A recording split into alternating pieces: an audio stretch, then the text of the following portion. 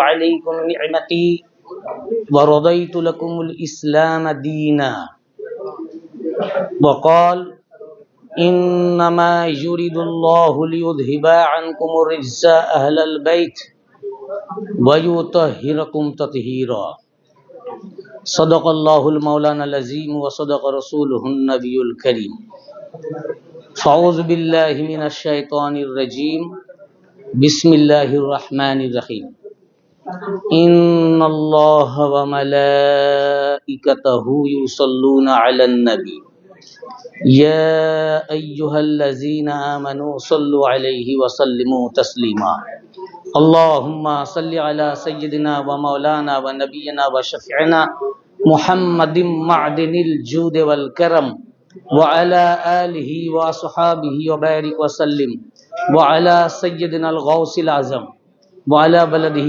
سيدنا مرشدنا المكرم मुअज़्ज़ज़ सामीन किराम खास करे এখানে উপস্থিত বিভিন্ন খানকা ও দরবার শরীফ থেকে আগত পীর ও মাশায়েখগণ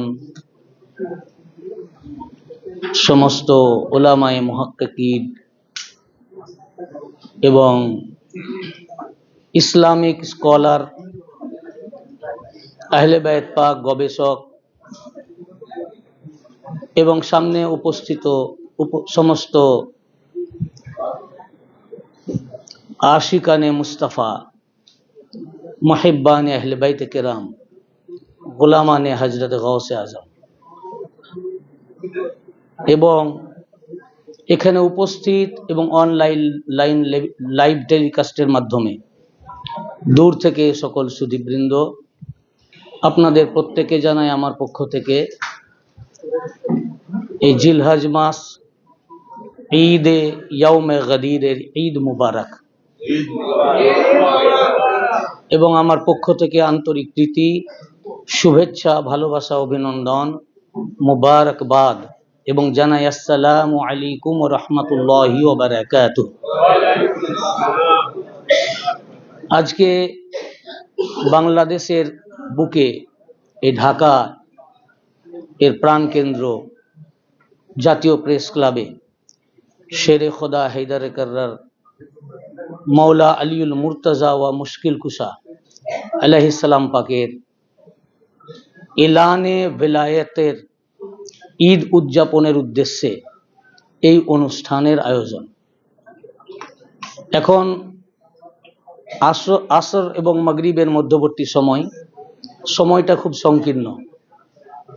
এই অল্প সময়ের মধ্যে এত দালিলিক বক্তব্য দেওয়া সম্ভব নয়, তবে যতটা সম্ভব আমি আপনাদের সামনে বলার চেষ্টা করব।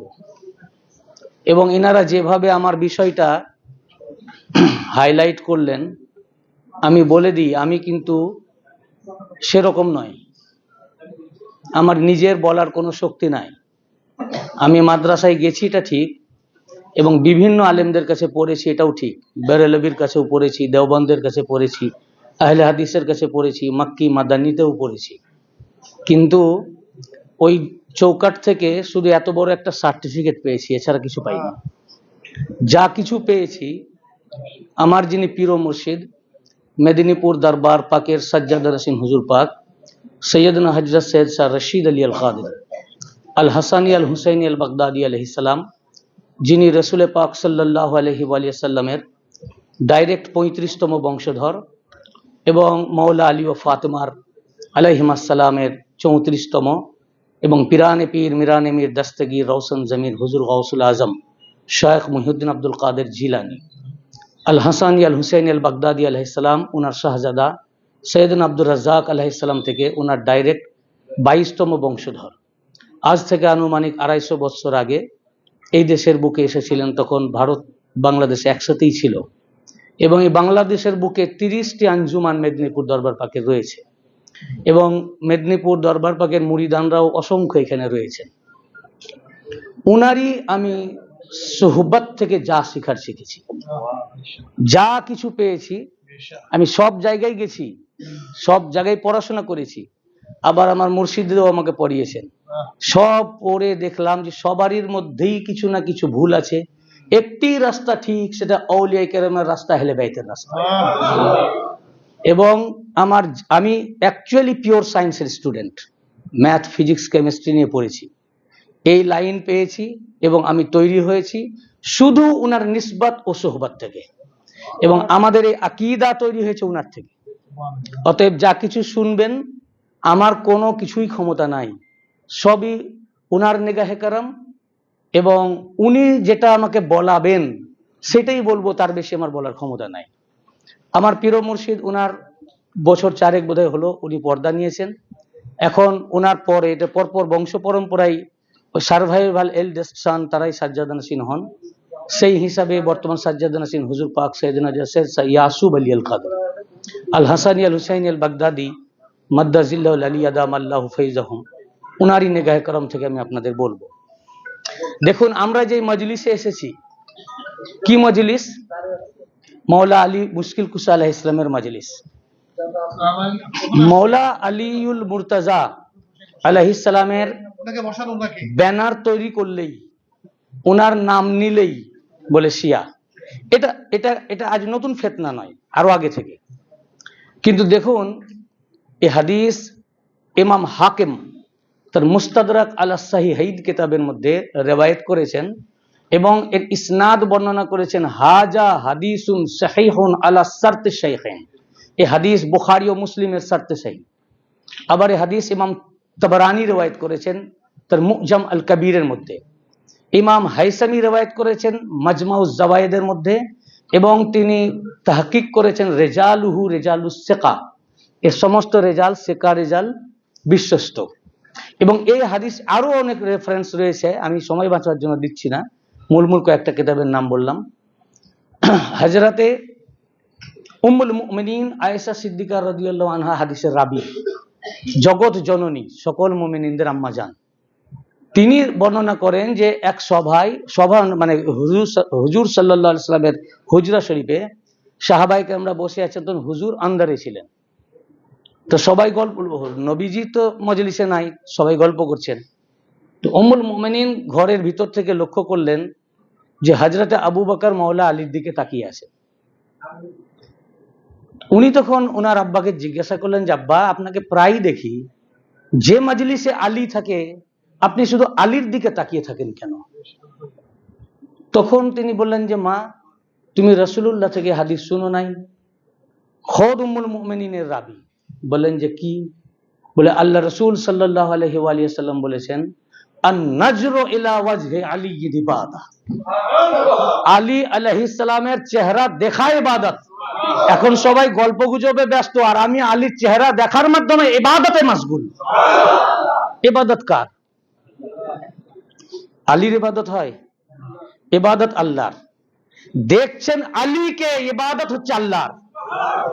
तो अली को देखना ये इबादत इलाही है, ये अल्लाह की इबादत है। जिस तरह कुरान को देखना इबादत है, इसी तरह अली को देखना इबादत। उम्मुल मुमिनीन आयशा सिद्दीका রাদিয়াল্লাহু আনহা ঘরে আসলেন, এসে জিজ্ঞাসা করলেন, ইয়া রাসূলুল্লাহ, আমার আব্বার কাছে শুনলাম আপনি বলেছেন যে আলী আলাইহিস সালামের চেহারা দেখা ইবাদত। বলেন হ্যাঁ, এটা তো আমি বলেছি। তো বললেন যে তাহলে এই ইবাদত কি সীমাবদ্ধ? যারা সাহাবীরাই শুধু ইবাদতের মধ্যে শামিল হতে পারবে, পরবর্তী জামানার লোক কি ইবাদত করতে পারবে না? কেন পরে তো আলী আলাইহিস সালাম থাকবেন না, তো দেখবে কি করে আর ইবাদত করবে কি করে? আল্লাহ রাসূল বললেন যে না, কিয়ামত তক ইবাদত চলবে। বলে ইয়া রাসূলুল্লাহ, কিভাবে হবে? আল্লাহ রাসূল বললেন যে सिर्फ अली को देखना इबादत नहीं, व जिक्र अली इबादत, बल्कि अली का जिक्र इबादत इलाही भी है।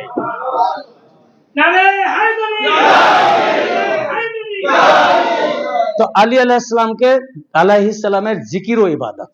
তো আপনারা আলীর জিকিরের মজলিসে আছেন, আলীর জিকির হচ্ছে, আপনারা আলীর জিকির শুনছেন, তো আপনারা ইবাদতের মধ্যে আছেন। এবং এই ইবাদত কে করছেন?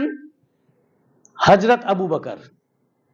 আলীকে দেখার মাধ্যমে ইবাদত কে করছেন? হযরত আবু বকর শিয়া। তো আমাদেরকে শিয়া বলার আগে হযরত আবু বকরের উপর ফতোয়া লাগাও। আমরা হযরত আবু বকরের থেকে শিখেছি আলীর কিভাবে মুহাব্বত করতে হয়। হযরত উমর থেকে শিখেছি, সাহাবায়ে কেরাম থেকে শিখেছি। এ সাহাবায়ে কেরামদের সেই জামানায় আকীদা ছিল, তাদের তরিকা ছিল।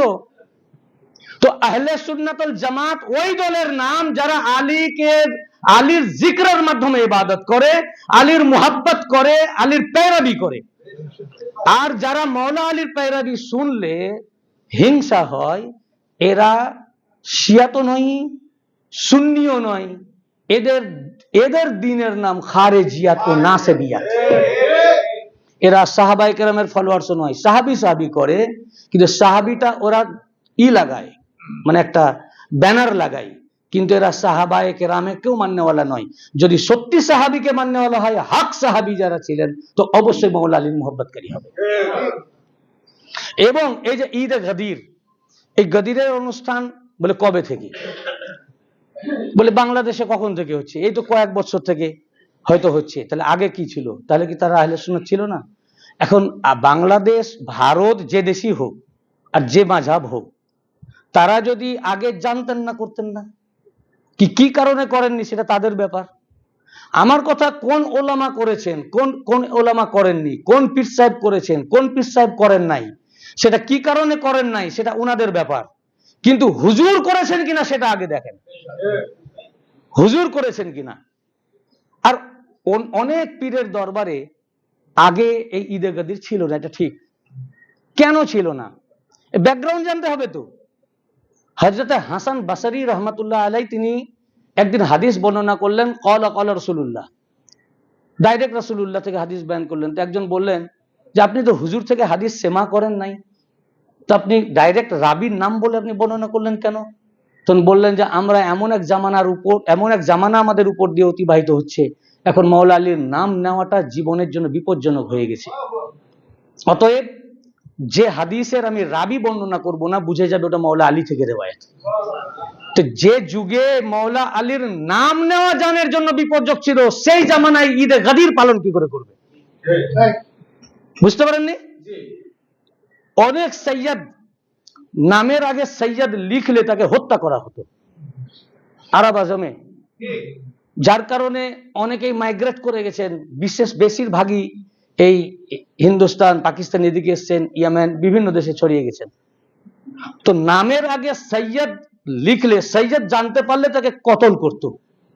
তো সেই জামানায় তারা এগুলো পালন করবেন কি করে? এখন সেই জামানার অবসান ঘটেছে। যেমন আমাদের ভারতে এখন নতুন এক যুগ এসেছে, তাতে এই বছর আমাদের গরু কোরবানি করাটাকে নিষিদ্ধ করেছে। আমরা গরু করি, অন্যান্য পশু করেছি। এখন এইটা যদি এদের রাজত্বকাল যদি 100 বছর 200 বছর চলে, এটা চলবে না, এবং আল্লাহ পাকের কাছে প্রার্থনা করি যেন না চলে। যদি 200 বছর চলে, তো 200 বছর গরু কোরবানি হবে না। 200 বছর পর যখন আবার সরকার আসবে অন্য, তখন তারা গরু কোরবানির অ্যালাউ করবে। তো তখন কি আপনি বলবেন আমার বাপ করেনি, আমার দাদা করেনি, আমার নানা করেনি, দাদার বাপ করেনি, তাহলে গরু কোরবানি করা চলবে না, জায়েজ নাই? কি পরিপ্রেক্ষিতে বন্ধ ছিল? সেটা পরিস্থিতির শিকার ছিলেন।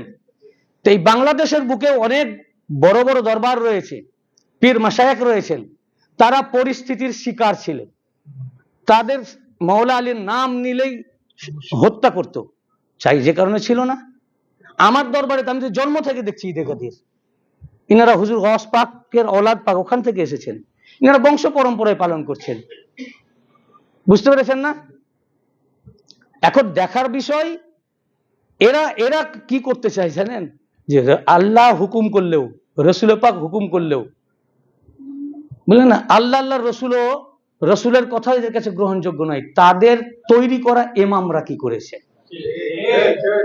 তাদের ইমাম যদি বলে এটা নাজায়েজ, আল্লাহ রসুল করলেও নাজায়েজ।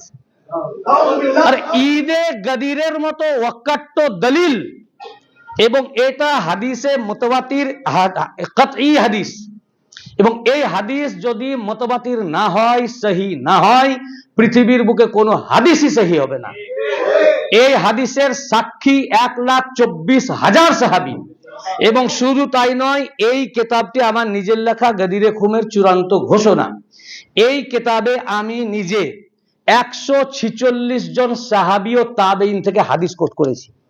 এবং এই বইয়ের পিছনের পৃষ্ঠায় 146 জন সাহাবায়ে কেরামদের নাম লিখে দেওয়া আছে, যে কোন কোন সাহাবী থেকে এই বইয়ের হাদিস এসেছে, আলাদা আলাদা তারিখ থেকে, আলাদা আলাদা তারিখ। এবং 146 জন সাহাবী থেকে এখানে রেওয়ায়েত আছে, মানে কি এর বেশি নাই। আমি কিতাব মোতালা করতে গিয়ে 146 জন সাহাবায়ে কেরাম থেকে পেয়েছি, তারপরে আরো থাকতে পারে, আমি আবার পড়তে গিয়ে আরো পেতে পারি। এবং এই কিতাবে 164 জন দ্বিতীয় হিজরি শতাব্দী থেকে শুরু করে 1400 হিজরি শতাব্দী পর্যন্ত 114 জন মুহাদ্দিসের কিতাব থেকে কোট করা আছে, এবং কোন মুহাদ্দিস কোন হিজরি শতাব্দীর সেটা উল্লেখ করা আছে। শুধু তাই নয়, আমি এত হাদিসের কিতাবের নাম তো আমি বলতে পারবো না। এখানে এই মুহাদ্দিসরা ছাড়াও আহলে হাদিসের যিনি শাইখুল হাদিস, ওয়াহাবিদের যিনি শাইখুল হাদিস, তার নাম নাসির উদ্দিন আলবানী। কি নাম? নাসির উদ্দিন আলবানী। তিনি তার সিলসিলাতুল আহাদিস আস-সাহিহা, এই কিতাবের মধ্যে আমি পেজ পৃষ্ঠা বলে দিচ্ছি, সিলসিলাতুল আহাদিস আস-সাহিহা 4th খণ্ডের 331 পৃষ্ঠায় 1750 নম্বর হাদিস, 1750 হাদিস নম্বর। যিনি ওয়াহাবিদের শাইখুল হাদিস,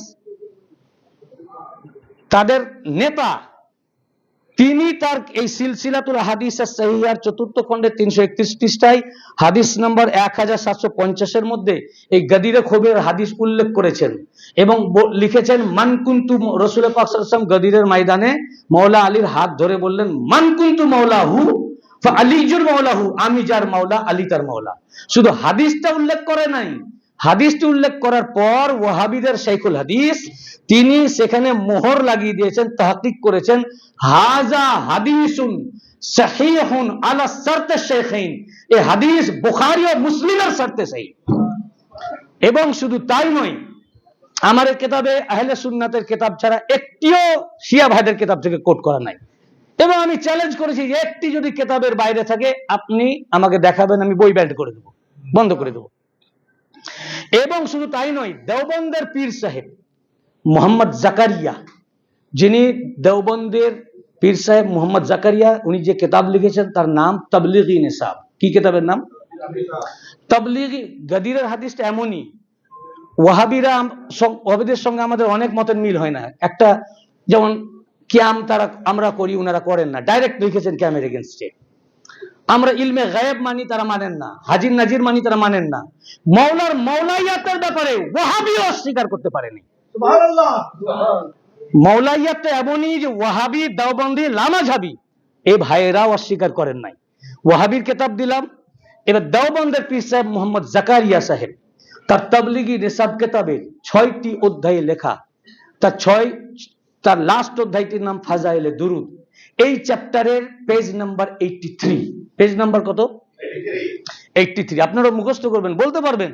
দেওবন্দ ভাই আসলে দেওবন্দ ভাইকে বলবেন, ওয়াহাবি ভাই আসলে ওয়াহাবি ভাই আজকে বলবেন, বেরেলভি ভাই আসলে বেরেলির কিতাব থেকে বলবেন। 83 পৃষ্ঠার মধ্যে তিনি লিখেছেন মদিনা শরীফ থেকে সাহাবায়ে কেরামদের একটা দল কুফায় মাওলা আলীর জিয়ারতে আসলেন। ওই দলে হযরত আবু আইয়ুব আল আনসারী রাদিয়াল্লাহু আনহু ছিলেন, এবং তিনি কোট করেছেন আহমদ ইবনে হাম্বলের মুসনাদ শরীফকে, মুসনাদ শরীফের হাওয়ালা দিয়ে লিখেছেন। সেই দলে আবু আইয়ুব আনসারী রাদিয়াল্লাহু আনহু ছিলেন। তারা মাওলা আলীর সামনে এসে মাওলা আলীকে বলেন আসসালামু আলাইকা ইয়া মাওলানা, হে আমাদের মাওলা, আপনার উপরে সালাম। আচ্ছা ভাই, হাদিসের আলফাজটা দেখেন, আসসালামু আলাইকা। এই যে আমাদের আপনাদের সাথে দেখা হলো, তো আমরা দেখার সাথে সাথে কি বলেছি? আসসালামু আলাইকুম। সাহাবায়ে কেরামরা একে অপরকে কি বলতেন? আসসালামু আলাইকুম। আর হুজুরকে দেখা হলে কি বলতেন? আসসালামু আলাইকা ইয়া রাসূলুল্লাহ। কেন? কা ওয়াহিদ, এক বচন, সিঙ্গুলার। আর আরবিতে নাম্বার আর 3 kind, singular, dual and plural, ওয়াহিদ, তাসনিয়া, জামা। তো 2 এর বেশি হলে আসসালামু আলাইকুম। কিন্তু আমাদের একজনের সাথেই যদি দেখা হয় তাও আমরা কি বলি? বলুন কেন?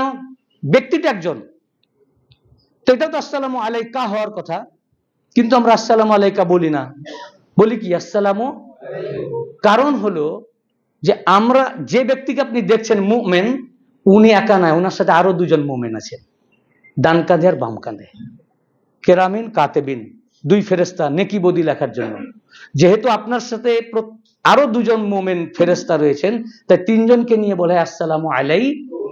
কিন্তু হুজুর সাল্লাল্লাহু আলাইহি ওয়া সাল্লাম মাসুম, উনার নেকি বদির প্রশ্নই নাই, উনার নেকি এবং গুনাহ লেখার ফেরেশতা দরকার নাই, উনার গুনাহই তো নাই, কিয়ামত তক গুনাহ হবে উনার নাই, উনি মাসুম, উনি নেক, যার কারণে উনাকে বলা হয় আসসালামু আলাইকা, উনি একা, উনার কাছে ফেরেশতা নাই নেকি লেখার জন্য আর গুনাহ লেখার জন্য।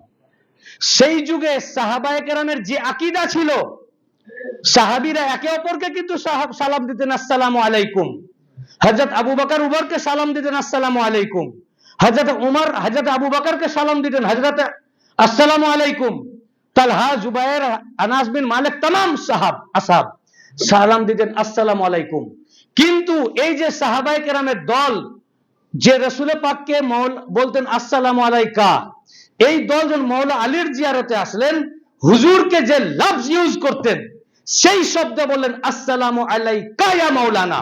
তার মানে ये मुल्ला मौलवी ना, सुन्नियत किसको कहते हैं, इससे दर्श लीजिए। সাহাবীদের আকীদা কি ছিল? ওনাদের আকীদা ছিল হুজুরের স্কন্দ দেশে যেমন নেকি আর গুনাহ লেখার দরকার নাই, তার জন্য ফেরেশতার প্রয়োজন নাই, হুজুরের সাথে সাথে আরেকজন যিনি মাওলা আলী, তিনিও মাসুম, ওনার গুনাহ নাই, ওনার গুনাহ লেখার জন্য কোনো ফেরেশতার দরকার নাই। এই ঈমান ও আকীদা রেখে সাহাবায়ে রাসূলরা বলতেন আসসালামু আলাইকা। নারে তাকবীর, নারে রিসালাত, নারে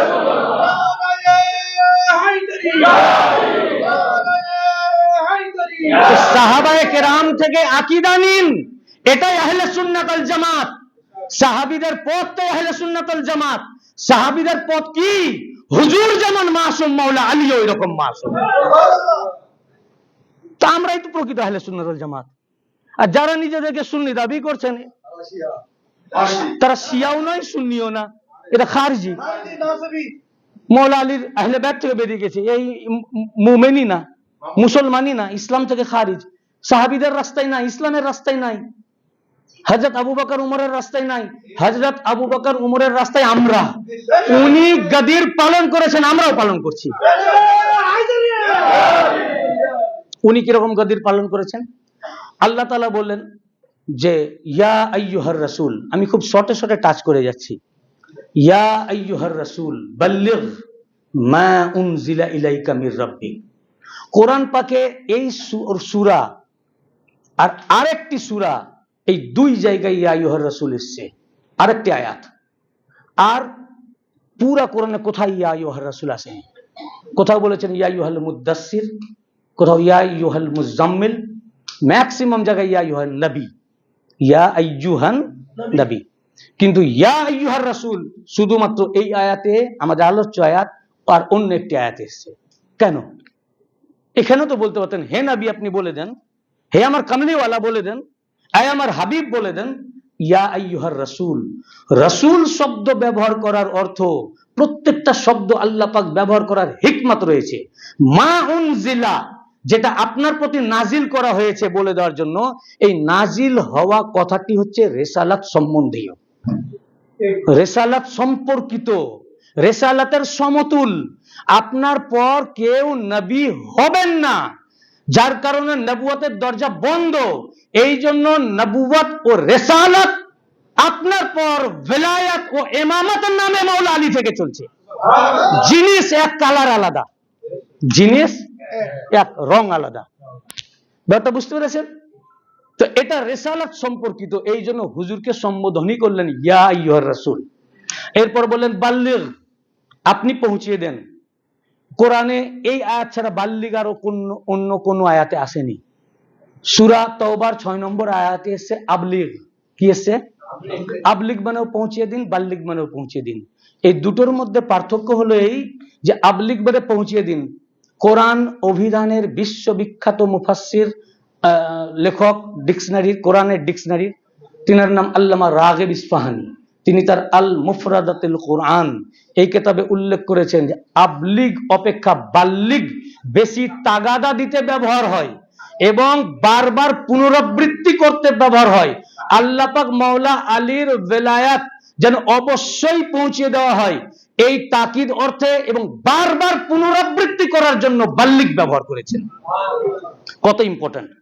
এরপরে আল্লাহ তাআলা কি বলছেন, মা উনজিলা, যেটা আপনার প্রতি নাজিল হয়েছে। এটা কত তারিখে বললেন? 18ই। তাহলে ওই দিনে মওলা হলেন? হননি। ঠিক, আপনাদের আকীদা একদম দুরুস্ত। যেমন হুজুর সাল্লাল্লাহু আলাইহি ওয়া সাল্লামের জন্য একদল বলে যে 40 বছর বয়সে নবী হয়েছিলেন। আস্তাগফিরুল্লাহ। 40 বছর বয়সে এলানে নবুয়ত হয়েছে। হুজুর সেদিন থেকে নবী যেদিন আদম আলাইহিস সালাম মাটি ও পানির মাঝে ছিলেন। মাটি ও পানি নয়, আমি আজকে কোট করছি না সময়ের জন্য, আমি চট্টগ্রামে এটা কোট করেছি, চট্টগ্রামে বলেছি। কিতাব থেকে প্রমাণ আছে, যখন আদম আলাইহিস সালামকে সৃষ্টি করেননি, তারও 14,000 বছর আগে আল্লাহ পাক রাসূল পাক এবং মাওলা আলীর নূরকে তৈরি করেছেন। তৈরিটা বলা আমার বেয়াদবি হলো, তৈরি লাভ হাদিস শরীফে নাই। বলেছেন আল্লাহ থেকে নূরকে আলাদা করেছেন, সৃষ্টি নয়।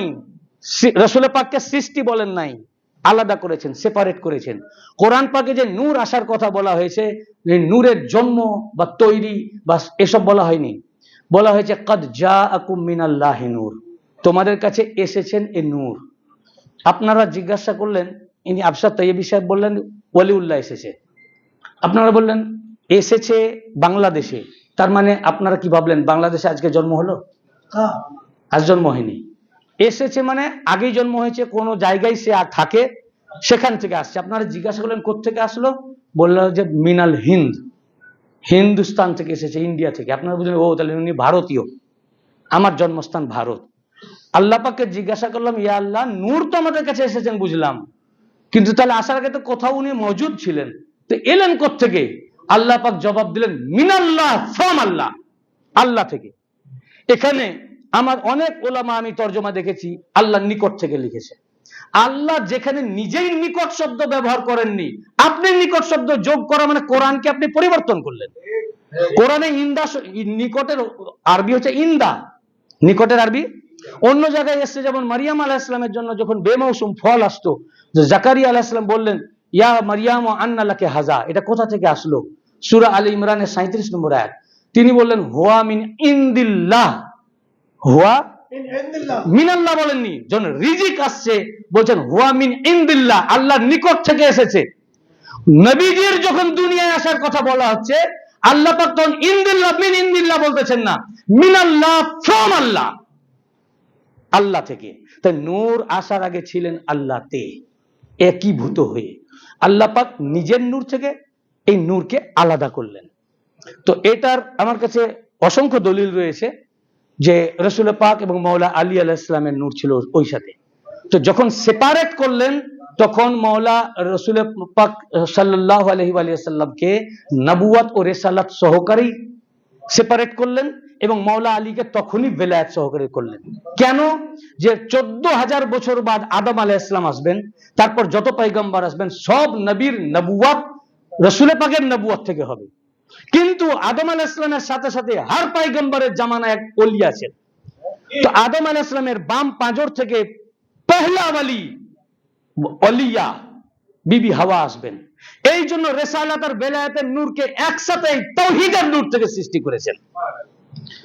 উলুহিয়াতের নূর থেকে রিসালাত ও বেলায়েতের নূরকে সৃষ্টি করলেন, যে এই নবুয়তের নূর থেকে হর পয়গম্বরের নবুয়ত, আর এই বেলায়েতের নূর থেকে পহলা বেলায়েত হযরত আদম বিবি হাওয়া আলাইহিস সালাম। সেখান থেকে কিয়ামত তক প্রত্যেক পয়গম্বরের জামানায় যত ওলি আল্লাহ, সব ওলির বেলায়েত মাওলা আলী থেকে, মাওলা আলী থেকে, এবং কিয়ামত পর্যন্ত যত ওলি। তো আল্লাহ পাক বললেন মা উনজিলা ইয়া আইয়ুহার রাসূল বাল্লিগ মা উনজিলা ইলাইক। মা উনজিলা মানে আগে আপনার প্রতি যেটা নাজিল হয়েছে। তখন ওই দিনই শুধু আমি যার মাওলা আলী তার মাওলা নাজিল হয়নি। আমি আমাদের এই কয়দিন সফরে আমি কোথাও এটা বললাম এবং আমি ডকুমেন্টও দিয়েছি, সম্ভবত পাবনা জেলায় অনেক ডকুমেন্ট রয়েছে। অনেকবার রাসূল পাক বলেছেন আমি যার মাওলা আলী তার মাওলা। মসজিদে নববীতে বলেছেন আমি যার মাওলা আলী তার মাওলা। বিভিন্ন মৌকাতে উনি বলেছেন আমি যার আলী তার মাওলা। উনি মেম্বারে খুতবা দিতেন, কিছু লোক থাকতো বলেছেন আমি যার মাওলা আলী তার মাওলা। বিভিন্ন জায়গায় কোরআনে আরো মাওলাইয়াতের উপর আয়াত এসেছে, মাওলাইয়াতের উপরে। সূরা মায়েদার 55 নম্বর আয়াত, ইন্নামা ওয়ালিয়ুকুমুল্লাহু ওয়া রাসূলুহু ওয়াল্লাযিনা আমানুল্লাযিনা ইউকিমুনাস সালাতা ওয়া ইউতুনাজ যাকাতা ওয়া হুম রাকিউন। তোমাদের মাওলা আল্লাহ, তোমাদের ওয়ালি অভিভাবক শুধুমাত্র আল্লাহ। আল্লাহর জন্য যেন ওয়ালি, তখন ইমাম অভিভাবক ও মাওলা হচ্ছে তোমাদের প্রভু, তোমাদের নেতা, তোমাদের ইমাম শুধুমাত্র আল্লাহ। শুধুমাত্র দ্বারা আল্লাহ পাক সমস্ত মাখলুক থেকে নিজেকে আলাদা করে নিলেন, গন্ডি হিসাব টেনে দিলেন। তোমাদের মাওলা বা ওয়ালি বা অভিভাবক শুধু আল্লাহ ওয়া রাসূলুহু, এবং তার রাসূল। আল্লাহ পাক নিজের মাওলাইয়াতের সাথে রাসূলকে শামিল করলেন। ওয়াল্লাযিনা আমানুল্লাযিনা ইউকিমুনাস সালাতা ওয়া ইউতুনাজ যাকাতা ওয়া হুম রাকিউন, এবং সেই ঈমানদার ব্যক্তি যিনি নামাজের মধ্যে রুকুরত অবস্থায় যাকাত প্রদান করে। এই আয়াতের তাফসীরে আল্লামা সুয়ুতী তাফসীরে দুররে মনসুরে আলাদা আলাদা সানাদে একাধিক রিওয়ায়াত, ইমাম ফখরুদ্দীন রাজি তাফসীর আল কবীরের 12তম খণ্ডে একাধিক রিওয়ায়াত এনেছেন যে এই আলী, এটা আমার এখানে 12টা আলাদা আলাদা সানাদ থেকে আমার এখানে হাদিস কোট করা হয়েছে, এবং এক একটা হাদিস 10টা 12টা কিতাব থেকে, যে এই আয়াত পাক মাওলা আলী আলাইহিস সালামের শানে নাজিল হয়েছে। মাওলা উনি রুকুরত অবস্থায় যাকাত দিয়েছিলেন, সেই সময় আয়াত পাক নাজিল হয়েছে, এখানে ওনাকে মাওলা বলা হয়েছে। তখনও হুজুর যখন এই আয়াত নাজিল হলো, তখন হুজুর সাল্লাল্লাহু আলাইহি ওয়াসাল্লাম বললেন মাওলা আলীকে মোবারকবাদ, বললেন মান কুনতু মাওলাহু ফাআলিন মাওলা, সেই দিনও বলেছেন। এগুলো আমার ইউটিউবে ওয়াজে আমার রেফারেন্স দিয়ে বলা আছে, কিন্তু আমি এই অল্প সময় এত বলতে গেলে আমি মূল বিষয়গুলো বলতে পারবো না, যার কারণে আমি ওইদিকে যাচ্ছি না। কিন্তু আমি এইভাবে কখনো বক্তব্য দিই না, এরকম বক্তব্য আমি দিই না যেটার পিছনে ডকুমেন্ট দিই না। কিন্তু আমি আগেই আপনাদের কাছ থেকে মাপ চেয়ে নিচ্ছি, যেহেতু টাইম কম, আমি এত ডকুমেন্ট দিতে পারবো না। তো যদি কারো যারা লাইভ টেলিকাস্টে শুনছেন কোনো আলেমের ডকুমেন্ট দরকার হয়, আমার ইউটিউবে এই আয়াতের উপরেই 2.5-3 ঘন্টার বক্তব্য আছে, শুনবেন। কিংবা আমার গদিরে খুমের চূড়ান্ত ঘোষণা কোথায় পাওয়া যায় খোঁজ নিয়ে সেখানে দেখবেন আমার পেজ পৃষ্ঠা সহ দেওয়া আছে। এরকম অনেকবার বলেছেন। এই জন্য আল্লাহ পাক বলেছেন মা উনজিলা, আপনার প্রতি যেটা নাজিল করা হয়েছে সেটা আপনাকে যখন বলা হয়েছিল, আপনি যখন যে সাহাবী ছিলেন তাদের সামনে বলেছেন। কিন্তু আজ 1,24,000 সাহাবী আপনি এখন আনুষ্ঠানিকভাবে বলে দেন, অনুষ্ঠান করে, কনফারেন্স করে, সম্মেলন করে, যাতে উম্মতে মুহাম্মাদীর জন্য এই সম্মেলন সুন্নাতে রাসূল হয়। তখন সাহাবায়ে কেরামরা, তখন সাহাবায়ে কেরামগণ জুহফা নামক অঞ্চলে আয়াত নাজিল হয়েছে, ওটা চৌরাস্তা ছিল, চতুর্দিকে সব চলে যেতে শুরু করেছেন। হুজুর তার ঘোষককে বললেন ডেকে নিয়ে আসো, তারা আবার পিছন দিকে ব্যাক করলেন। জায়গাটার নাম খুম নামক প্রান্তরে, যেখানে উনি দাঁড়িয়ে বক্তব্য দিয়েছিলেন, ওখানে একটি জলাশয় ছিল যাকে আরবিতে বলে গাদির। এই জন্য এই জায়গাটিকে বলা হয় গাদিরে খুম, এবং এই বক্তব্যটিকে বলা হয় গাদিরে খুমের ভাষণ। সেইখানে জোহরের নামাজ আদা করার পর এই আয়াত শুনালেন। এই আয়াতের পুরো ব্যাখ্যা এই সফরে আমি বোধহয় কয়েকবার করেছি, এখানে আমি এই জন্য করতে চাচ্ছি না। পুরা ওয়ার্ড বাই ওয়ার্ড আমার ব্যাখ্যা এখানে করা আছে। আমি মূল বিষয়ের দিকে আসছি, যেটা উনিও বলছেন যে আহলে সুন্নাতের দৃষ্টিতে বলতে হবে। তো এই আয়াত পাক যখন শুনালেন, সাহাবায়ে কেরামরা বললেন ইয়া রাসূলুল্লাহ, কি জিনিস যেটা এখনো বলা হয়নি? পুরা রিসালাতের শেষের দিক, হুজুরের দুনিয়াবি হায়াতের শেষের দিকে, তখন দুনিয়াবি হায়াতের শেষের দিকে, তখন নামাজ দিয়ে দিয়েছেন, রোজা, হজ, যাকাত, ইবাদত, বান্দেগি সবই তো চলছে। তো কি এমন জিনিস যেটা বলা হয়নি? এবং ওটা এত ইম্পর্টেন্ট যে ওটা না বলা পর্যন্ত আল্লাহ পাক বলেন ফামা বাল্লাগতা রিসালাতাহু, ইনকমপ্লিট বলেন নাই, বলছেন আল্লাহর রিসালাতের কিছুই পৌঁছালেন না।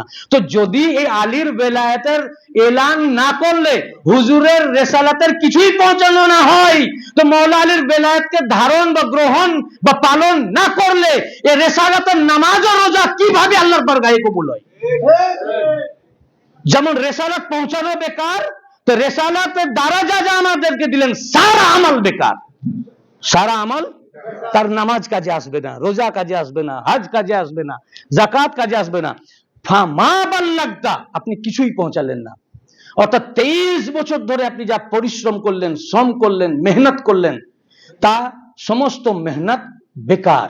অর্থাৎ 23 বছরের জিন্দেগির যে মেহনত, আপনি যে কালমাকে নিয়ে আসলেন, লা ইলাহা ইল্লাল্লাহ মুহাম্মাদুর রাসূলুল্লাহ নিয়ে আসলেন, নামাজ নিয়ে আসলেন, রোজা নিয়ে আসলেন, হজ নিয়ে আসলেন, যাকাত নিয়ে আসলেন, কোরআন নিয়ে আসলেন, ইবাদত বান্দেগী নিয়ে আসলেন, সব দাঁড়িয়ে আছে এই কথাটির উপরে যে এই কথাটি না বললে যা যা দিলেন সব বেকার।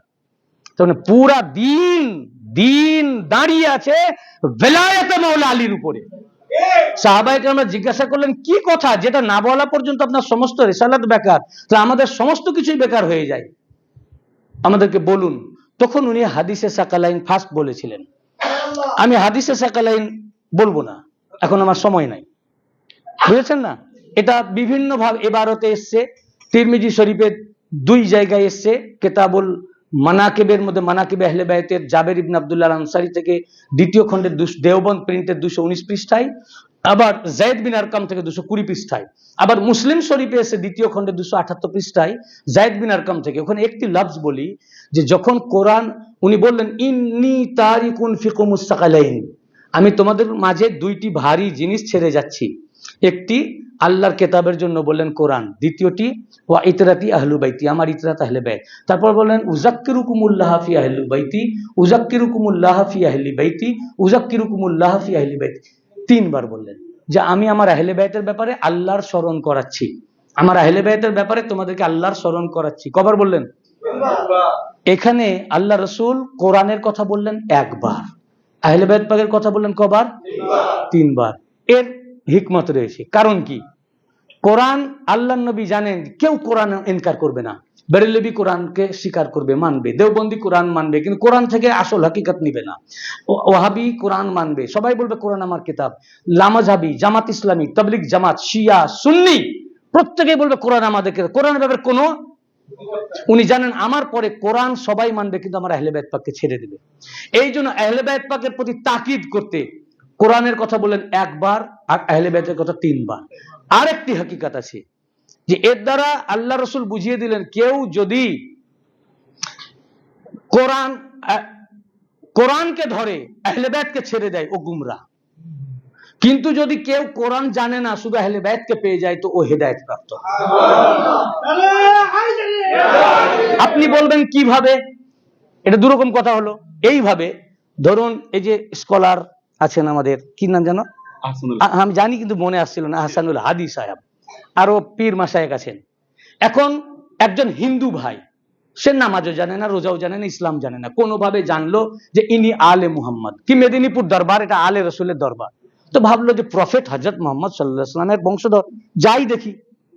যখনই উনার কাছে যাবে উনার নুরানি চেহারা পাক দেখে তার ভক্তি চলে আসবে, সে তো আসা যাওয়া শুরু করলো। যখন আসা যাওয়া শুরু করলো ও কিন্তু পেয়ে গেল আহলে বাইতকে। কাকে পেল? এই জামানার আহলে বাইতকে যখন পেল তখন উনি বললেন আমার ধর্মের নাম ইসলাম। কি বললেন? আমার ধর্মের নাম, তুমি এই দিন গ্রহণ করো। তো বললো যে ইসলাম, তাই ইনার নুরানি হাস্তি, নবীজির বংশধর, ভালো লেগে গেল, ইসলাম গ্রহণ করলো। ইসলাম যেমন এরকম ভাবে আমার মেদিনীপুর দরবারে অসংখ্য হিন্দু বা ইসলাম গ্রহণ করেছে, প্রচুর, এখনো আছেন, আমি নাম বলছি না, যারা আমার বন্ধু, তারা কে উনাদের চেহারা পাক দেখে কালেমা পড়ে নিয়েছে, ঈমান নিয়ে এসেছে। যখন আসলো তখন উনি বললেন, এই কিতাবটি দিয়ে বললেন এটা আমাদের, এটা ধর্মগ্রন্থ, এর নাম কোরআন। কি হলো? কোরআন পেয়ে গেল। উনি বললেন আমাদের ধর্মের কিছু শিষ্টাচার আছে, 5 ওয়াক্ত নামাজ পড়তে হয়, এর এই সিস্টেম। ওনার দরবারের কোন আলেমকে বলে শিখিয়ে দাও নামাজ, নামাজ পড়তে লাগলো। রমজান মাস আসলো, তখন তুমি জানো না এই মাসটা হচ্ছে রোজার মাস, এই সময় আমাদের উপবাস থাকতে হয়। কিভাবে থাকতে হয়? দরবারের আলেমকে বললেন শিখিয়ে দাও, রোজা রাখতে শুরু করলো। ভাই বলুন, ওই কাফের হিন্দু ভাইটা কোনোদিন নামাজ জানতো, রোজা জানতো, হজ জানতো, ইসলাম জানতো? কিচ্ছু জানতো না। যখনই ও শুনলো মেদিনীপুর দরবার নবীজির বংশধরের দরবার, এই শুনে শুধু একবার গেল, যেই আলে মুহাম্মদকে পেল ও নামাজও পেল, রোজাও পেল, হজও পেল, কোরআনও পেল। কোরআন পাওয়ার পরও ও আহলে বাইত নাও পেতে পারে, কোরআন পাওয়ার পরেও ও জাহান্নামে যেতে পারে। 72 দল জাহান্নামী, 73টা দলই কোরআন মানে, বেরেলভী কোরআন মানে, দেওবন্দি কোরআন মানে, ওয়াহাবি কোরআন মানে, আহলে হাদিস কোরআন মানে, লামাযহাবী কোরআন মানে, জামাত ইসলামী কোরআন মানে, তাবলীগ জামাত কোরআন মানে, শিয়া কোরআন মানে, সুন্নি কোরআন মানে, হার প্রত্যেকের ধর্মগ্রন্থ কোরআন, এক কোরআনকে মানার পরেও কোরআন মান্যকারী 72টা জাহান্নামে যাবে। এবং কোরআন বলছে ইউদিল্লু বিহি কাসীরা ওয়া ইয়াহদি বিহি কাসীরা, সূরা আল বাকারা। কোরআন দ্বারাই অধিকাংশ, এটা আমি বললে আমার উপরে শিরক মুশরিকের ফতোয়া হতো, তো তুমি আল্লাহর উপরে দাও। আল্লাহ বলছেন এই কোরআন দ্বারাই অধিকাংশ মানুষ পথভ্রষ্ট হবে, ওয়া ইয়াহদি বিহি কাসীরা, কোরআন দ্বারাই অধিকাংশ মানুষ সুপথপ্রাপ্ত হবে। তাহলে কোরআন পড়ার পরে, কোরআন পড়লেই যে সে হেদায়েত পাচ্ছে তা নয়। 73টা দল কোরআন পড়ার পরে 72টা কোরআন পড়ে জাহান্নামে যাচ্ছে। ইয়াহদি বিহি কাসীরা, কারণ 72টা দল নিজে নিজে কোরআন পড়ছে, কোরআন ওকে পথভ্রষ্ট করছে। একটা দল আহলে বাইতের নিকট থেকে কোরআন শিক্ষা গ্রহণ করেছে, এই একটা দলকে যেন কোরআন হেদায়েত করছে। তো 73 দল কোরআন পাওয়ার পরেও জান্নাত পায়নি, 72টা আহলে বাইতকে পায়নি, জান্নাত পায়নি। কিন্তু যে আহলে বাইতকে পেয়ে গেল ও কোরআন পেল। শুধু কোরআন পায়নি, কোরআনের হাকিকত পেল, নুরানিয়ত পেল, রুহানিয়ত পেল। নবীজি কেন বললেন আমি দুটো জিনিস রেখে গেলাম, কোরআন আর আহলে বাইত? দুটো কেন? এর অনেক ব্যাখ্যা আছে, কিন্তু আমি আজ একটি ব্যাখ্যা করব, যেটা চট্টগ্রামেও করেছি। এই দুটো জিনিস বলার অনেক ব্যাখ্যা রয়েছে, আমার ইউটিউবে আছে এই লেকচার, কিন্তু আমি সময় সংকীর্ণতার কারণে একটি বলি। দুটো জিনিস বললেন, কোরআন আর আহলে বাইত। এই কোরআনের সাথে আহলে বাইত বললেন কেন? যিনি বললেন তিনি নূর, যিনি বলা করালেন আল্লাহ তিনিও নূর, আর যে একটি কিতাবের কথা বলেন কোরআনও নূর, আর দ্বিতীয় যেটা রেখে গেলেন সেটাও নূর। আচ্ছা, এখন আমি ধরুন এই বইটা দিলাম, আচ্ছা এটা তো আরবি বই, আমার আলেমরা ছাড়া পড়তে পারবেন না, এই গদি রকমের বইটা দিলাম, বলবেন এটা পড়বেন। এখন এই বইটা দেওয়ার পর বাড়ি গেলেন, লোডশেডিং, সারা রাত আর কারেন্ট আসেনি। সকালে ফোন করলাম যে ভাই বইটা পড়েছেন? না, পড়া হয়নি। কেন ভাই বললেন না কেন? বলে কারেন্ট ছিল না। কারেন্টের সাথে সাথে কি, বই তো আছে, বই নাই তো পড়া যাবে না? আলো যদি না থাকে, সব লাইট অফ হয়ে যায়, তো পড়া যাবে না কেন? লেখা তো পরিষ্কার অক্ষর দিয়ে লেখা আছে, তো পড়া যাবে না কেন? পড়ার জন্য দরকার আলো। এই আলো যখন কোনো বস্তুর উপরে আপতিত হয় এবং সেটা যখন রিফ্লেক্ট করে আমার চোখে আসে, তখন বস্তুটিকে দেখা যায়। তো আলো অফ করে দিলে সেটা দেখা যাবে না। তাহলে বই দেওয়াটাই যথেষ্ট নয়, বইয়ের সাথে পড়ার জন্য দরকার আলো। যদি ইমিডিয়েট রাতেই পড়া দরকার ছিল, তাহলে মোমবাতি জ্বালাতে হতো। আলো ছাড়া পড়া, তো কোরআন শরীফে লেখা আছে বিসমিল্লাহ, আলহামদুলিল্লাহ, এগুলো কালি দিয়ে লেখা। কি দিয়ে? এই কালিটা দেখার জন্য দুনিয়ার আলোর দরকার। কিন্তু কোরআনকে আল্লাহ পাক বলেছেন হেদায়াত, কোরআনকে বলেছেন নূর। এই কোরআন থেকে নূর পেতে গেলে, হেদায়েত পেতে হলে আরেকটি আলো দরকার, জ্যোতি দরকার, যার নাম আহলে বাইত। এই জন্য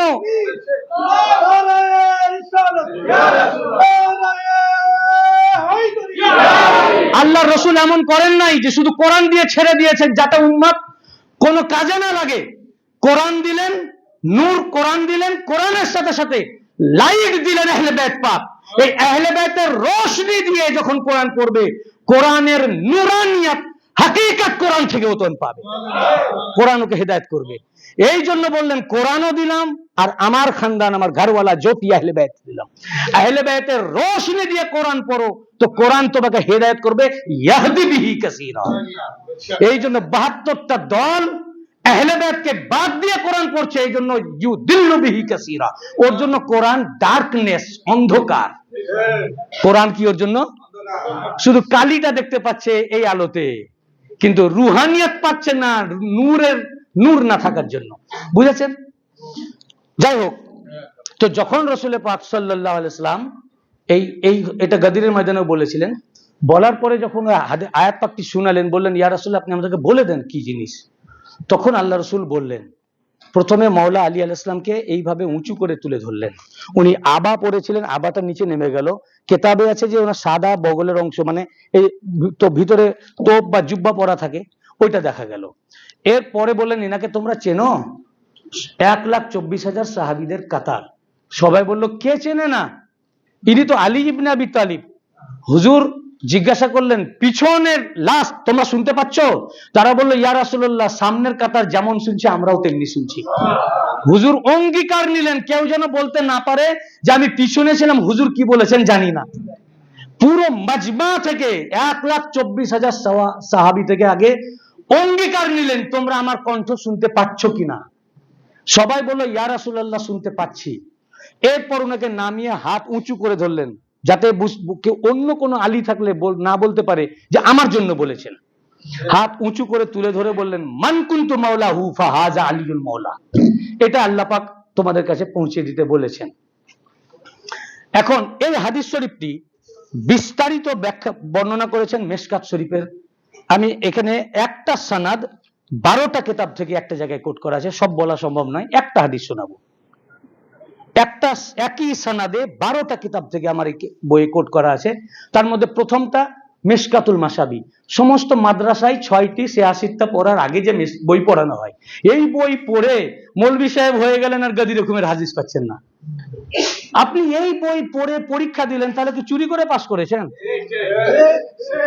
মেশকাত শরীফ দারুল উলুম দেওবন্দ প্রিন্ট, ভারত এবং বাংলাদেশের সমস্ত মাদ্রাসায় যে ছাপাখানার বই, কওমি হোক আর আলিয়া হোক, যে মাদ্রাসা ছাপাখানার বই পড়ানো হয় সেটা হচ্ছে দেওবন্দ, আশরাফ আলী থানভী বা Rashidi print, Thanvi print, Deoband print একই।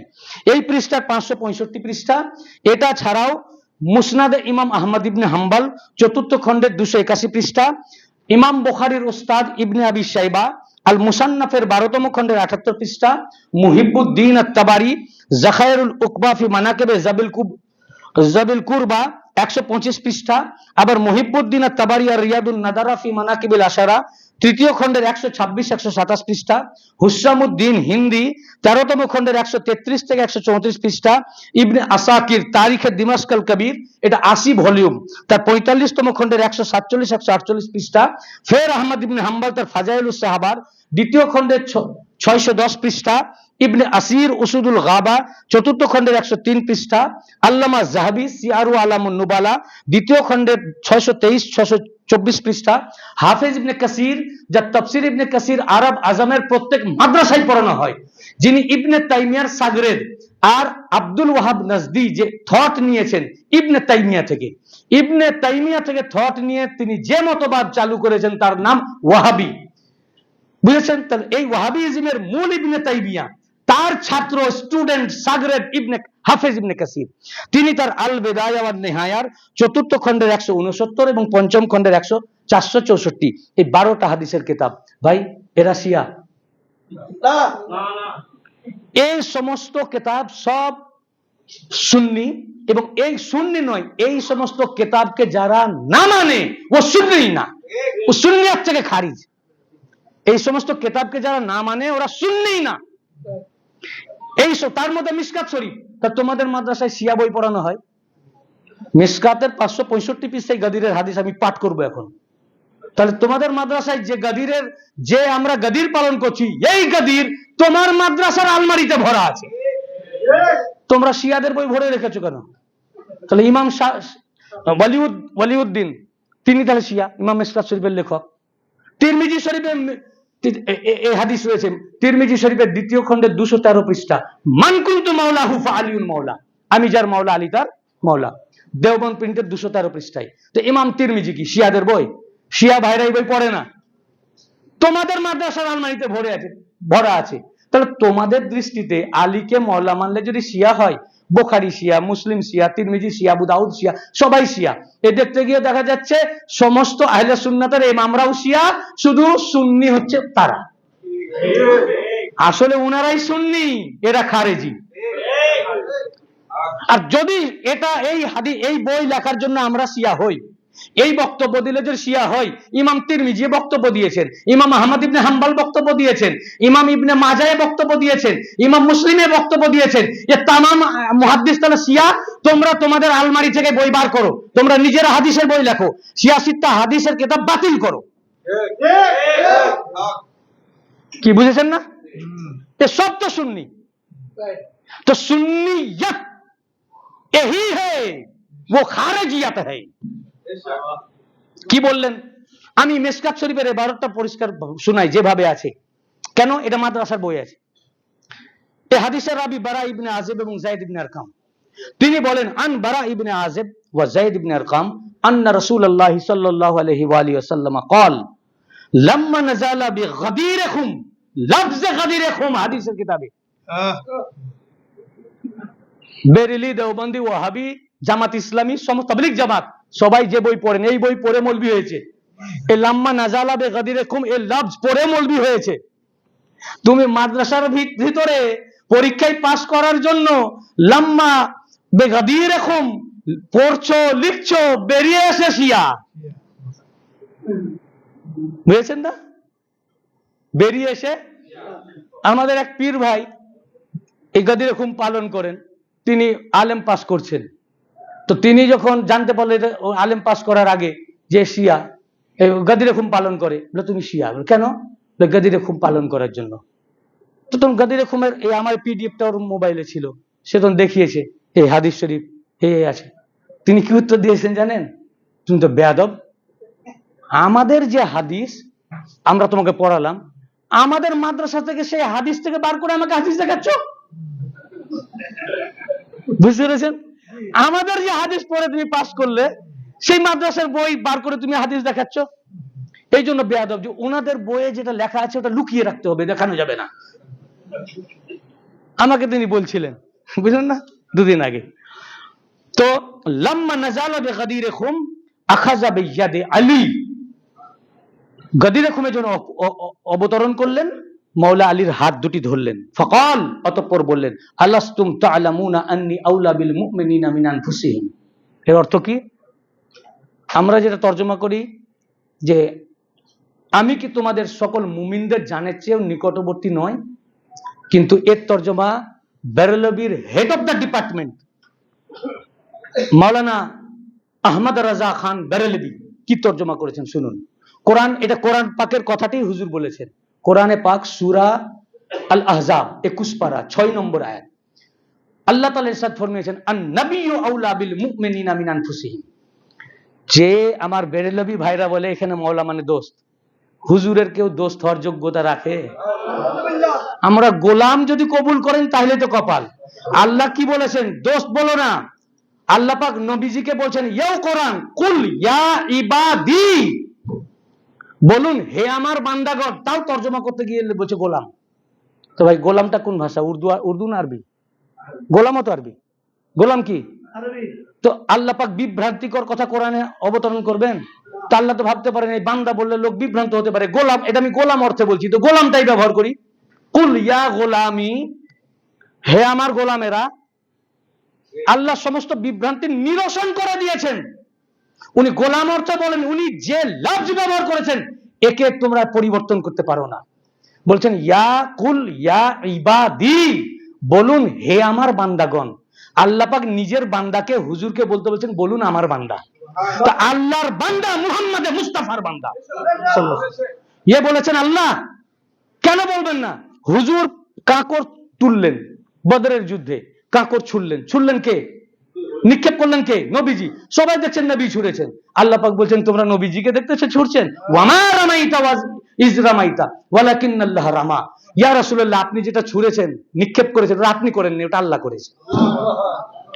করছেন নবীজি, আল্লাহ বলছেন যে আল্লাহ, ওটা আল্লাহ। নবীজি বায়াত নিলেন, বায়াতে রিদওয়ান সূরা আল ফাতহ 10 নম্বর আয়াত, উনি বায়াত নিলেন। কে বায়াত নিলেন? সাহাবায়ে কেরামরা। আল্লাহ পাক বলছেন ইন্নাল্লাযীনা ইউবাইউনাকা ইন্নামা ইউবাইউনাল্লাহ, নিঃসন্দেহে যারা আপনার কাছে বায়াত হয়েছে তারা শুধুমাত্র আল্লাহরই বায়াত। তো বায়াত হলো নবীজির কাছে, আর আল্লাহ পাক বলছে ওটা আল্লাহর বায়াত, আল্লাহর কাছে বায়াত হলো। শুধু তাই নয়, বায়াত হলো কিভাবে? নবীজি সাহাবীদের হাতের উপরে হাত রেখে বায়াত নিলেন। রিসালাতের হাত উপরে থাকবে, তো সবারই হাতের উপরে কার হাত বলুন? কার হাত? নবীজি। আল্লাহ পাক বলছেন তোমাদের চর্মচক্ষু যেটা দেখে তাই দেখছে, আর আমি রাজ খুলে দিলাম। কোরআন সবচেয়ে বড় রাজের কিতাব, আল্লাহ নিজেই খুলেছেন। আমরা বললেই দোষ। ফতোয়া কোরআনের উপরে দাও। সাহাবায়ে কেরামদের হাতের উপরে হাত কার? আল্লাহ পাক বলছেন ইয়াদুল্লাহ, আল্লাহর হাত, ফাওকা উপরে, আইদিহিম তাদের উপর। সবাই দেখছে সাহাবীদের হাতের উপরে হাতটা রাসূল পাকের, আল্লাহ বলছেন ওটা আল্লাহরই হাত। আল্লাহ যদি নবীজির হাতকে আল্লাহ নিজের হাত বলেন, মুল্লা তোমার কি করার আছে? এটাই তাওহীদ। নবীজির হাতকে খোদার হাত বলা, এটাই তাওহীদ। কেন বলেছেন খোদা? ওয়ালিউল্লাহ কি? ये बात नहीं। ये हम लोगों का की बात नहीं, ये कुरान है। তো কোরআন যেটা বলছেন ওটাই সুন্নি জাত। তো উনার হাতকে বলছেন আল্লাহর হাত, আল্লাহ বলছেন আমার হাত। উনার বায়াত হকে বলছেন যে আমার বায়াত। উনার ছোঁড়াকে বলছেন আমার ছোঁড়া নিক্ষেপ করা। আবার আল্লাহ নিজের বান্দাকে বলছেন বলুন আমার বান্দা। আল্লাহ পাক খুশি হচ্ছেন যে আপনি আমার বান্দাদেরকে বলুন আমার বান্দা। তার মানে কি হুজুর তোমাদের আকা ও মাওলা, তোমরা বন্ধু বলতে পারো না? তা আল্লাহ আল্লাহ রসুলের জন্য যে মাওলা শব্দ আসবে, এই শব্দটা প্রভু অর্থে, এরও ব্যাখ্যা রয়েছে। প্রচুর অর্থ আছে মাওলার, অনেক শব্দ আছে। মাওলার আর একটা মানে হচ্ছে গোলাম, এটাও আছে। হাদিস শরীফে আছে না যে আন মাওলা আয়েশা বলে হাদিস রেওয়ায়েত আছে, মানে হযরত আয়েশার গোলাম থেকে হাদিস রেওয়ায়েত। আন মাওলা ইবনে আব্বাস, ইবনে আব্বাসের গোলাম থেকে, এটাও হয়। কিন্তু আল্লাহ এবং রসুলুল্লাহর জন্য যখন মাওলা আসবে এর অর্থ প্রভু, মালিক, অভিভাবক। এটা মাওলানা আহমদ রেজা খান বেরেলভী করেছেন।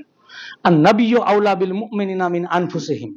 শুনুন, যারা নিজেদেরকে সুন্নি বলেন, কান খুলে ভালো করে শুনুন, দরকার নোট করুন, রেকর্ড করুন, কানজুল ঈমান খুলুন।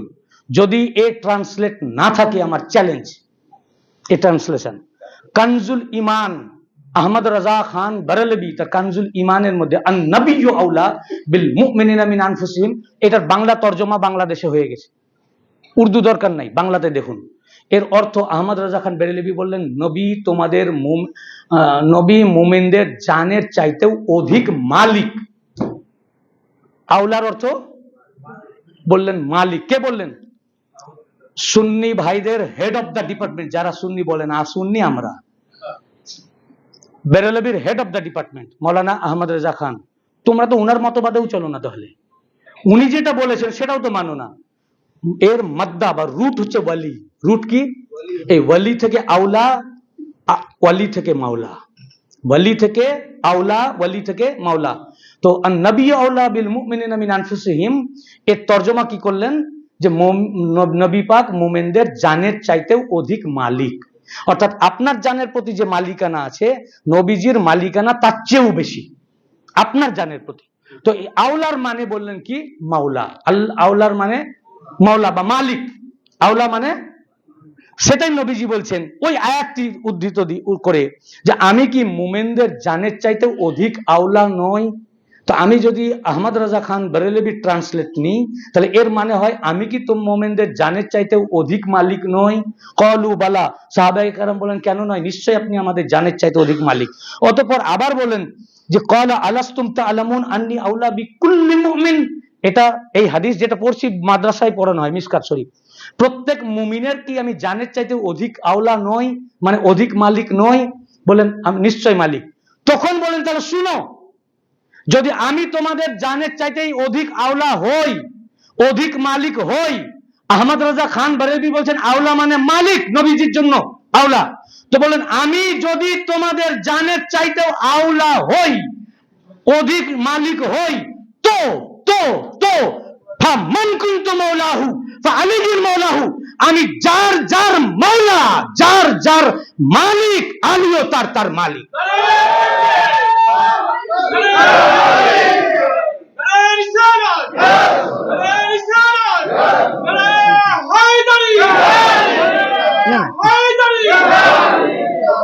তা আমার আহলে সুন্নাতের হেড অফ দ্য ডিপার্টমেন্ট মৌলানা আহমদ রাজা খান বেরেলভীর ট্রান্সলেশন অনুযায়ী মাওলা মানে মালিক, আওলা মানে মালিক।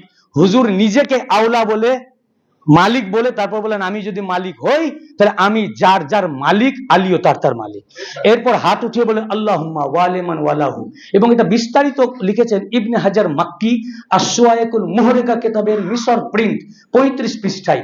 উনি বললেন যে আল্লাহুম্মা ওয়ালি মান ওয়ালাহু ওয়া আদি মান আদাহু ফাহিব মান আহিব্বাহু ওয়া আবগাদা মান আবগাদাহু ওয়ানসুর মান নাসারাহু ওয়া আদরিল হাক্কা মাআহু হাইসু দার।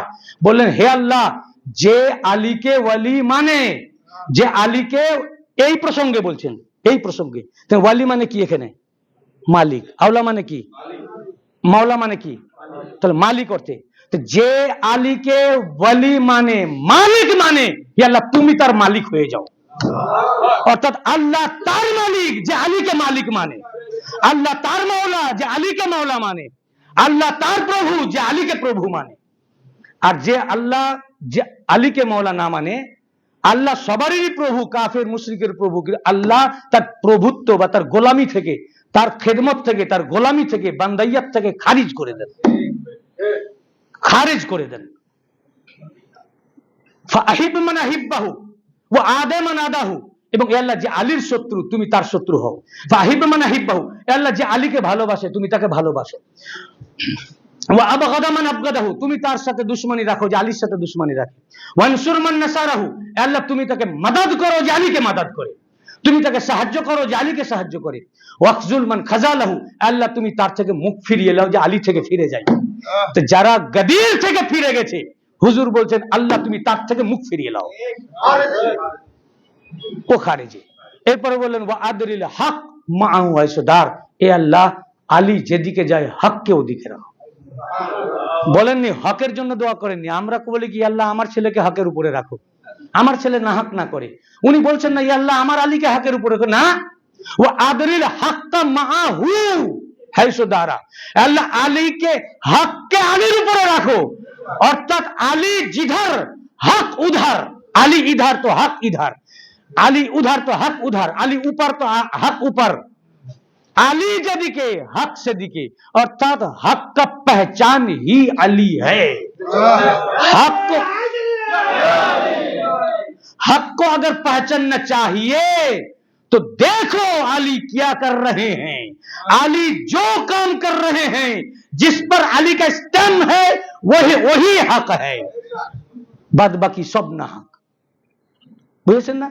এই কথা বললেন। কিন্তু মিশকাত শরীফের আলফাজের মধ্যে শুধু, এবং যে আমি 12টা কিতাবের হাওয়ালা দিলাম, এখানে এইটুকু আছে আল্লাহুম্মা ওয়ালিমান ওয়ালাহু ওয়া আদমান আদাহু, বাস। এই যে হলো, এরপরে সঙ্গে সঙ্গে সুম্মা লাকিয়াহু উমর বাদা জালিক। মিশকাত শরীফের আলফাজ, এর মধ্যে যদি একটা শব্দ না থাকে তাহলে আমার চ্যালেঞ্জ।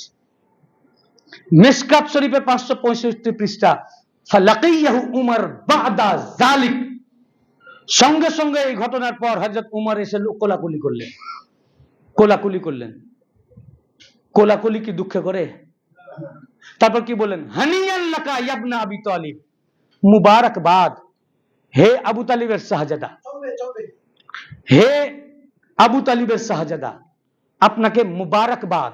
আজ থেকে আপনি আমার এবং মাওলায়া মাওলা কুল্লু মুমিনিন ওয়া মুমিনা, আজ থেকে আপনি আমার এবং প্রত্যেক মুমিন পুরুষের মাওলা হয়ে গেলেন। প্রথম মাওলা বলে স্বীকৃতি দিলেন কে? শিয়া ভাই।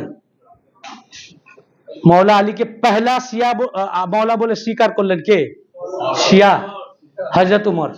तो हजरत उमर शिया, তোমরা ওনার উপর ফতোয়া দাও। কি বললেন? মওলা হয়ে গেলেন। কি করলেন? মোবারকবাদ দিলেন, কোলাকুলি করলেন। আমরা কখন করি? ঈদে করি, মুআনাক্কা কোলাকুলি, খুশিতে করি। আমার আব্বা আমার দাদা ইন্তেকাল করেছেন, আপনি আসলেন, ইনি আসলেন, তা আমি শুনলেন আমার কাছে যে আমার দাদা ইন্তেকাল করেছেন। বলে আপনার দাদা ইন্তেকাল করেছেন, আপনাকে অসংখ্য মোবারকবাদ। কি হবে? লোকে বলবে না? মোবারকবাদ কখন দেয়? খুশিতে। আবার ধরেন আমার আনন্দের দিন, আমি বললাম আমার ছেলে 99% মার্কস নিয়ে পাস করেছে মাধ্যমিক, আপনাদের এসএসসি 99% মার্কস নিয়ে পাস করেছে। পীর সাহেব বলেন ইন্না লিল্লাহি ওয়া ইন্না ইলাইহি রাজিউন। ये কি রকম তরিকা? হ্যাঁ, বুঝেছেন না?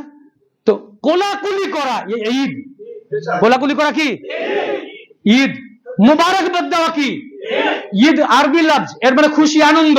তার মানে হযরত আবু বকরের, আমি আসছি, হযরত আবু বকর উমর দুজনেই প্রথম ঈদ উদযাপন করলেন, আনন্দ করলেন, সেলিব্রেট করলেন, অভিনন্দন জানালেন, মুবারকবাদ দিলেন। তো গদিরের ময়দানে প্রথম ঈদের বহিঃপ্রকাশ করেছেন হযরত আবু বকর উমর। কোন পীর করলো, কোন মুল্লা করলো না করলো আমার দেখার নাই, করেছেন শাইখাইন প্রথম। তো ঈদ উদযাপন করা শাইখাইনদের সুন্নাত গদিরের ময়দানে। এটা কোন কোন কিতাবে আরো আছে, এটা তো আমি 12টা কিতাব থেকে বললাম যে হযরত উমর বললেন।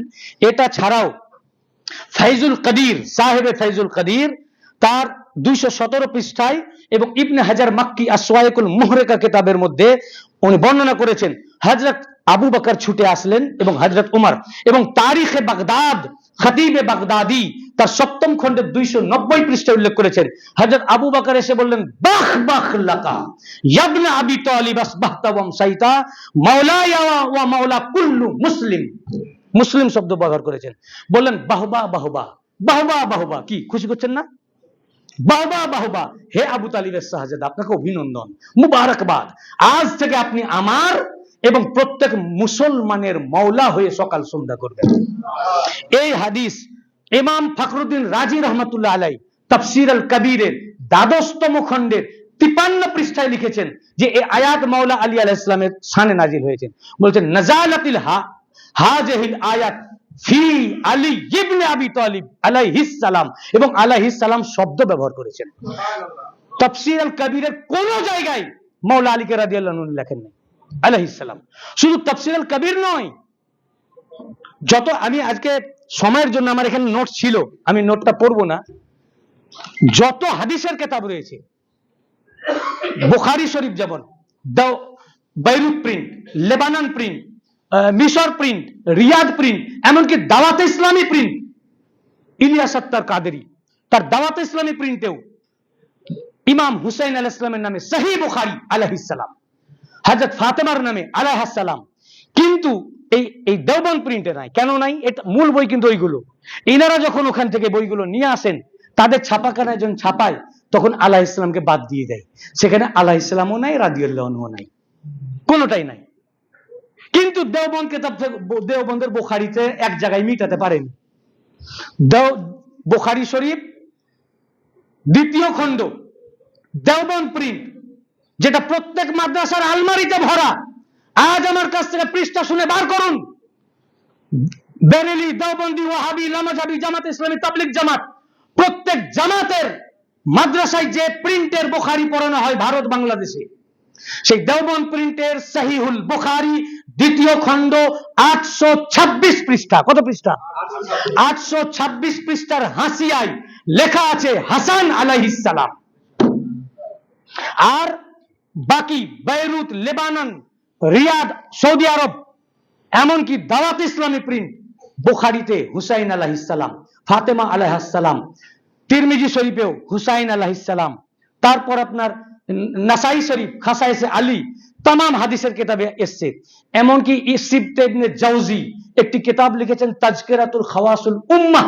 এই কিতাবটির প্রথম থেকে লাস্ট পর্যন্ত প্রত্যেক পাতায় আইম্মায়ে আহলে বাইতের নামে আলাইহিস সালাম রাদিয়াল্লাহু আনহু নাই। আচ্ছা, এ তো গেল ভাই বেরেলভীদের ভাইদের কিতাব বলি। বেরেলভীদের মুফতি জালালউদ্দিন আহমদ আমজাদি বেরেলভী তার খুতবাতে মুহররম কিতাবে 396 পৃষ্ঠায় লিখেছেন ইমামে আলী মাকাম আলা জাদ্দিহি নবিয়িনা আলাইহিস সালাম, এবং 402, 406, 411 এতগুলো পৃষ্ঠার মধ্যে লিখেছেন ইমামে আলী মাকাম আলা জাদ্দিহি নবিয়িনা আলাইহিস সালাম। আচ্ছা, এ তো গেল মাওলানা আহমদ রাজা খান বেরেলভী সাহেবের যে সাজারা, কি মাওলানা আহমদ রাজা খান বেরেলভী তার সাজারা আমার কাছে রয়েছে। তিনার যিনি খলিফা বর্তমানে কয়েকজন রয়েছেন, তার মধ্যে জামাল রেজা সাহেব, কি নাম? আহমদ রাজা খান সাহেবের নাতি মাওলানা জামাল রেজা সাহেব, ওই রেজা সাহেবের সাজরা, সেই সাজরা শরীফের 8 পৃষ্ঠা। তাতে কি আছে জানেন? হুজুর গৌস পাকের নাম পাক। হুজুর গৌস পাকের নাম পাক লিখতে গিয়ে লিখেছেন গৌসুল আজম শেখ মুহিউদ্দিন আব্দুল কাদের আল জিলানি সাল্লাল্লাহু আলা জাদ্দিহিল করিম ওয়ালাই। আরে আলাইহিস সালাম তো দূরের কথা, গৌস পাকের নাম পাকে নবীজিকে যে সাল্লাল্লাহ পড়া হয়, আহমদ রাজা খান বেরেলভী সাহাবের সাজরা শরীফের 8 পৃষ্ঠার মধ্যে সাল্লাল্লাহু আলাইহি ওয়াসাল্লাম লিখেছেন। তোমরা তোমাদের বই পড়ো, তোমার পীরকে তো তুমি মানো না, তোমাদের ইমামকে তোমরা মানো না। ইমাম বুখারী শুধু আলাইহিস সালাম বলেননি, আদাবুল মুফরাদ ইমাম বুখারীর লেখা আরেকটি কিতাব। কি কিতাবের নাম? আদাবুল মুফরাদের মধ্যে ইমাম বুখারী মাওলা আলী থেকে হাদিস রিওয়ায়াত করছেন। রিওয়ায়াত করতে গিয়ে বলেছেন আন আলী সালাওয়াতুল্লাহি আলাইহি, বলছেন আলী সাল্লাল্লাহর জামা বহুবচন প্লুরাল সালাওয়াত। তো ইমাম বুখারী মৌলা আলীর নাম পাক নিতে গিয়ে বলেছেন সালাওয়াতুল্লাহ আলাইহি, সাল্লাল্লাহর বহুবচন। নবী পাক সাল্লাল্লাহু আলাইহি ওয়াসাল্লামের জন্য যেটা ব্যবহার হয় সেটা ইমাম বুখারী ব্যবহার করেছেন। ইমাম হাসান আলাইহিস সালামের নামে ওই কিতাবের মধ্যে হাসান সালাওয়াতুল্লাহ আলাইহি। তো ইমাম বুখারী শিয়া, ইমাম তিরমিজি শিয়া, ইমাম আবু দাউদ শিয়া, ইমাম নাসাই শিয়া, ফতোয়া দিতে পারবে? এরা সব আহলে সুন্নাতের উজ্জ্বল নক্ষত্র। বুখারী, মুসলিম, তিরমিজি এদেরকে যে ইনকার করবে সে সুন্নি না, ও খারেজি। ইনারা আলাইহিস সালাম বলছেন, সাল্লাল্লাহু আলাইহি ওয়া সাল্লাম বলছেন, সালাওয়াতুল্লাহ আলাইহি বলছেন, তো আহলে বাইত पर, আহলে বাইত पाक पर আলাইহিস সালাম पर ना, सलावतुल्लाह अलैहि पढ़ना ये तमाम आइम्मा मुहद्दिस की सुन्नत है, तमाम आइम्मा मुहद्दिसिन की सुन्नत है। এমনকি আপনাদের বলে দিই যারা আরবি জানেন না, আমি এটা নেট থেকে ডাউনলোড করে দেখেছি, আপনাদের বাংলাদেশ থেকে প্রকাশিত তাওহীদ পাবলিকেশন খুলে দেখবেন, বাংলা তাওহীদ পাবলিকেশনে বুখারী শরীফে ইমাম হুসাইনের নামে আলাইহিস সালাম,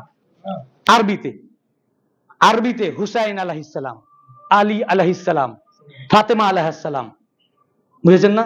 তা আপনাদের বাংলাতেও আছে, আরবি ভার্সানে। আসলে এই আলাইহিস সালামটাই হচ্ছে মুহাদ্দিসিনে কেরামদের তরিকা, সাহাবায়ে কেরামদের তরিকা। এমনকি আদাবুল মুফরাদের মধ্যে উম্মুল মুমিনিন আয়েশা সিদ্দিকা রাদিয়াল্লাহু আনহা হাদিস রিওয়ায়াত করছেন। হাদিস রিওয়ায়াত করতে গিয়ে, সম্মানিত সুধীবৃন্দ, এখানে নামাজের আমরা লোক সংখ্যা বেশি, এখানে নামাজের স্থান সংকুলন ছোট। আমরা 20 মিনিট পরে এরা আজানের 10 মিনিট পরে এরা নামাজ পড়বে, 10 মিনিট পরে এরা পড়বে, এদের 10 মিনিট পরে ওরা জামাত এবং সুন্নাত পড়তে 10 মিনিট লাগবে, ওদের 10 মিনিট পরে আমরা পড়বো। সুতরাং আমরা 20 মিনিট পরে এই অধিবেশন সমাপ্ত করবো, পরবর্তীতে নামাজ পড়ে আমরা চলে আসবো। আমার দ্বিতীয় অধিবেশন রাত 9টা পর্যন্ত চলবে। আমরা অনুমতি নিয়ে আসছি, সকালের বক্তব্য শুনবেন, তারপর যাবেন, তারপর করেন, সালাম দিবেন, আলেম বাইত পাকের নামে দোয়া করবেন, ওনাদের ফজিলত কামনা করে আমাদের হুজুর লাস্ট দোয়া করবেন, তারপর যাবেন। তো কি বলছিলাম যেন আমি, আলাইহিস সালামের কোন কি ডকুমেন্ট, স্লিপ অফ মাইন্ড হয়ে গেল। সমস্ত মুহাদ্দিসগণ বুঝেছেন না, আলাইহিস সালাম ব্যবহার করেছেন। হ্যাঁ, তাওহীদ পাবলিকেশন, তাতেও আলাইহিস সালাম, কারণ উনি বৈরুত, সম্ভবত বৈরুত প্রিন্টটাকে উনি করেছেন। আমি দেখেছি বৈরুত প্রিন্টের হাদিসের সাথে ওর হাদিস নাম্বার মিলে যাচ্ছে, হতে পারে। তো তামাম মুহাদ্দিস, হ্যাঁ না, যেটা বলছিলাম, উম্মুল মুমিনিন আয়েশা সিদ্দিকা রাদিয়াল্লাহু আনহা আদাবুল মুফরাদের মধ্যে উনি মওলা আলী থেকে মওলা আলী সম্পর্কে বলতে গিয়ে উম্মুল মুমিনিন আয়েশা সিদ্দিকা রাদিয়াল্লাহু আনহা বলছেন আলী সালাওয়াতুল্লাহ আলাইহি। তো উম্মুল মুমিনিন আয়েশা সিদ্দিকা রাদিয়াল্লাহু আনহা তক ইমাম বুখারী তার আদাবুল মুফরাদের মধ্যে লিখেছেন যে আলীকে সালাওয়াতুল্লাহ আলাইহি পড়েছেন। তো সাহাবায়ে কেরামরাও তো আলাইহিস সালাম বলছেন, সালাওয়াতুল্লাহ আলাইহি বলছেন। আজ মুল্লারা চেঞ্জ করে দিয়েছে। এর ষড়যন্ত্র হচ্ছে দেওবন্দ থেকে। আর বেরেলভী ভাইদের ছাপাখানা নাই, তাদের বই পড়তে গিয়ে তারাও হয়ে গেছে, তাদের খপ্পরে পড়ে গেছে। নতুন তাদের ছাপাখানা পাকিস্তানে হয়েছে, দাওয়াত ইসলামী, ইলিয়াস আত্তার, এখন তাদের বই ছাপিয়েছে। তো তাদের বইও আলাইহিস সালাম। তো আমরা যেটা বলি এটা মুহাদ্দিসিনে কেরামদের তরিকা, এটাই প্রকৃত আহলে সুন্নাত। এটা আলাইহিস সালাম বলা শিয়াদের তরিকা নয়, এটা কদিম জামানা থেকে, পুরনো জামানা থেকে, সাহাবায়ে কেরামের জামানা থেকে তামাম মুহাদ্দিস নিজের কিতাবে আলাইহিস সালাম লিখেছেন। আমাকে প্রসঙ্গক্রমে এটা বলতে হলো। তো যাই হোক, তো এই এতগুলো কিতাবে এবং ইমাম ফখরুদ্দিন রাজি রাহমাতুল্লাহ তাফসীর আল কবীরের 12তম খণ্ডের 53 পৃষ্ঠায় উনি বলেছেন যে রাসূল পাক যখন মাওলা আলীর হাত উঁচু করে তুলে ধরে বললেন মান কুনতু মাওলাহু ফাআলিউন মাওলা, আমি যার মাওলা আলী তার মাওলা, তখন হযরত ওমর আসলেন, সুম্মা লাকিয়াহু ওমর বাদা যালিক ফাকাল হানিয়ান লাকা ইবনা আবি তালিব আসবাহতা ওয়া আমসাইতা মাওলায়া মাওলা কুল্লু মুমিনিন ওয়া মুমিনাত। হে আবু তালিবের শাহজাদা, আজ থেকে আপনি সকল আমার এবং প্রত্যেক মুমিন পুরুষ ও মহিলার মাওলা হয়ে সকাল সন্ধ্যা করবেন। তো হযরত ওমর মোবারকবাদ দিলেন, হযরত আবু বকর মোবারকবাদ দিলেন এবং মাওলা বললেন। বুঝেছেন না? কোথায়, কবে? 10ম হিজরিতে। এটা কত হিজরি চলছে? 1447 হিজরি। আজ থেকে 1437 বছর আগে। আচ্ছা, এই এই গাদির অনুষ্ঠান আয়োজন করতে বললেন কে? আল্লাহ না, বলেছেন আল্লাহ। বলছেন ইয়া আইয়ুহার রাসূল বাল্লিগ, আপনি পৌঁছে দিন। যদি না পৌঁছান রিসালাতের কিছুই পূর্ণ হলো না। তা আল্লাহ পাক বলছেন গাদিরের অনুষ্ঠান করুন। করার জন্য কি করলেন? ভাবতে পারতেন যে কিছু লোক তো চৌমাথায় চারদিকে কেউ চলে গেছে, যারা গেছে গেছে, তোমরা যারা আছো এসো। সবকে অ্যাটেন্ড করালেন। করে কি করলেন? বলেন এমনি হবে না, বলেন মঞ্চ তৈরি করো। বলে ইয়া রাসূলুল্লাহ স্টেজ কিভাবে বানাবো, আমরা তো মুসাফির, কাঠ নাই, কিছু নাই, মিস্ত্রি নাই। বলে উটের হাওদা নামাও।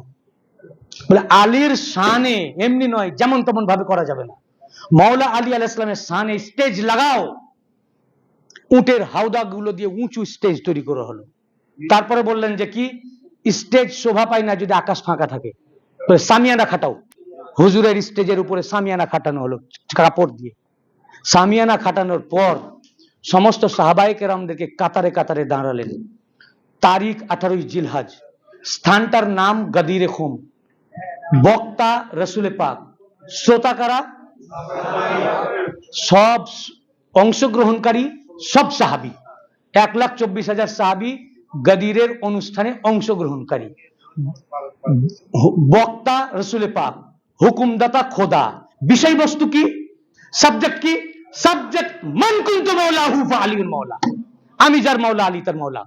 তো মাওলা আলী আলাইহিস সালামের শানে গাদি বেলায়েতের উপলক্ষে মাওলাইয়াতের উদ্দেশ্যে স্টেজ তৈরি করা মুল্লাদের কাজ নয়, মুল্লার জামানা থেকে নয়। স্টেজ তৈরি করা, চাঁদুয়া খাটানো, পরিবেশ তৈরি করা এবং মাওলা আলীর বেলায়েতের এলান করা, এটা রাসূলে পাকের সুন্নাত। এটা রাসূলুল্লাহ, তোমরা জিজ্ঞেস করছো কবে থেকে? রাসূলুল্লাহর জামানা থেকে। স্টেজ বানানো, চাঁদুয়া খাটানো এবং এই খাটিয়ে গাদির অনুষ্ঠান পালন করা, সেলিব্রেট করা, সেমিনার করা, সম্মেলন করা, কনফারেন্স করা, এই সব মাওলা রাসূলে পাকের সুন্নাত। কনফারেন্স আমাদের এই সম্মেলনে কজন লোক? রাসূলুল্লাহর সম্মানে 1 লাখ, কনফারেন্সে 1,24,000 লোক। আমাদের এই কনফারেন্সে অংশগ্রহণকারী কারা? মুহিব্বিন আহলে বাইত, বিভিন্ন খানকার লোক। রাসূল পাক সাল্লাল্লাহু আলাইহি ওয়াসাল্লাম 18 জিলহজ যে কনফারেন্স সম্মেলন করলেন ঈদে গাদিরের, তাতে অংশগ্রহণকারী কারা? সব সাহাবে রাসূল। তো মাওলা আলীর গাদির দিবসের এই অনুষ্ঠানে ঈদে গাদিরের অনুষ্ঠান অনুষ্ঠিত করা এবং অনুষ্ঠানের জন্য স্টেজ তৈরি করা, নবীজি স্টেজ করেননি, উনার হুকুমে সাহাবীরা করেছে। তো স্টেজ তৈরি করা, চাঁদুয়া খাটানো এবং বেলায়েত দিবসে অংশগ্রহণ করা, এটা সমস্ত সাহাবীদের সুন্নাত। আর এতে বক্তব্য দেওয়া,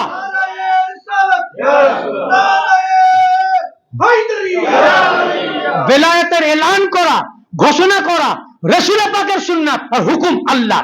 অতএব এই ঈদে গাদিরের বিরুদ্ধে যারা বলে, এরা সাহাবী বিরোধী, এরা সাহাবী বিরোধী, এরা নবী বিরোধী, এরা রাসূল বিরোধী, এরা খোদাদ্রোহী, ও ইসলাম থেকে খারিজ। এই কারণেই আল্লাহ পাক বললেন, এই কারণে আল্লাহ পাক কি বললেন? আয়াত পাকটা শেষ করলেন কি বলে? ওয়াল্লাহু ইয়াসিমুকা মিনান নাস ইন্নাল্লাহা লা ইয়াহদিল কওমাল কাফিরিন। আপনার কাজ পৌঁছে দেওয়া দেন, আর জেনে রাখেন তবে নিশ্চয় আল্লাহ কাফির সম্প্রদায়কে হেদায়েত করেন না। সামনে কারা? সব সাহাবী। বলছেন এই আয়াত থেকে তারাই হেদায়েত পাবে না যে কাফের।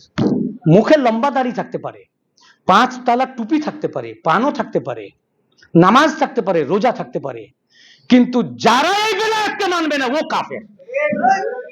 আল্লাহ পাক বলছেন না, ये वलीउल्लाह की बात नहीं, इन्नल्लाह ला यहदिल কওমাল কাফিরিন, নিশ্চয় ইয়া রাসূলুল্লাহ যারা কাফের তাকে হেদায়েত করেন না। তার মানে যে এখনো এই আয়াত পাক থেকে হেদায়েত পায়নি, এখনো যারা এই আয়াত থেকে হেদায়েত না পেয়ে মাওলা আলীর বেলায়েতের দিবস উদযাপনের বিরুদ্ধে বলে, এই বিরুদ্ধে বলার দ্বারা তারা প্রমাণ করে দিয়েছে আল্লাহ পাক যাদের জন্য বলেছেন যে কাফিরকে হেদায়েত করেন না, দেখতে যদি চাও দেখো ওটা আমরা। যে আমরা এখনো হেদায়েত পাইনি, তাই কোরআন হাদিসে মাওলাইয়াতের কথা থাকলেও এবং এত সহি সনদে থাকলেও আমরা মানতে পারছি না।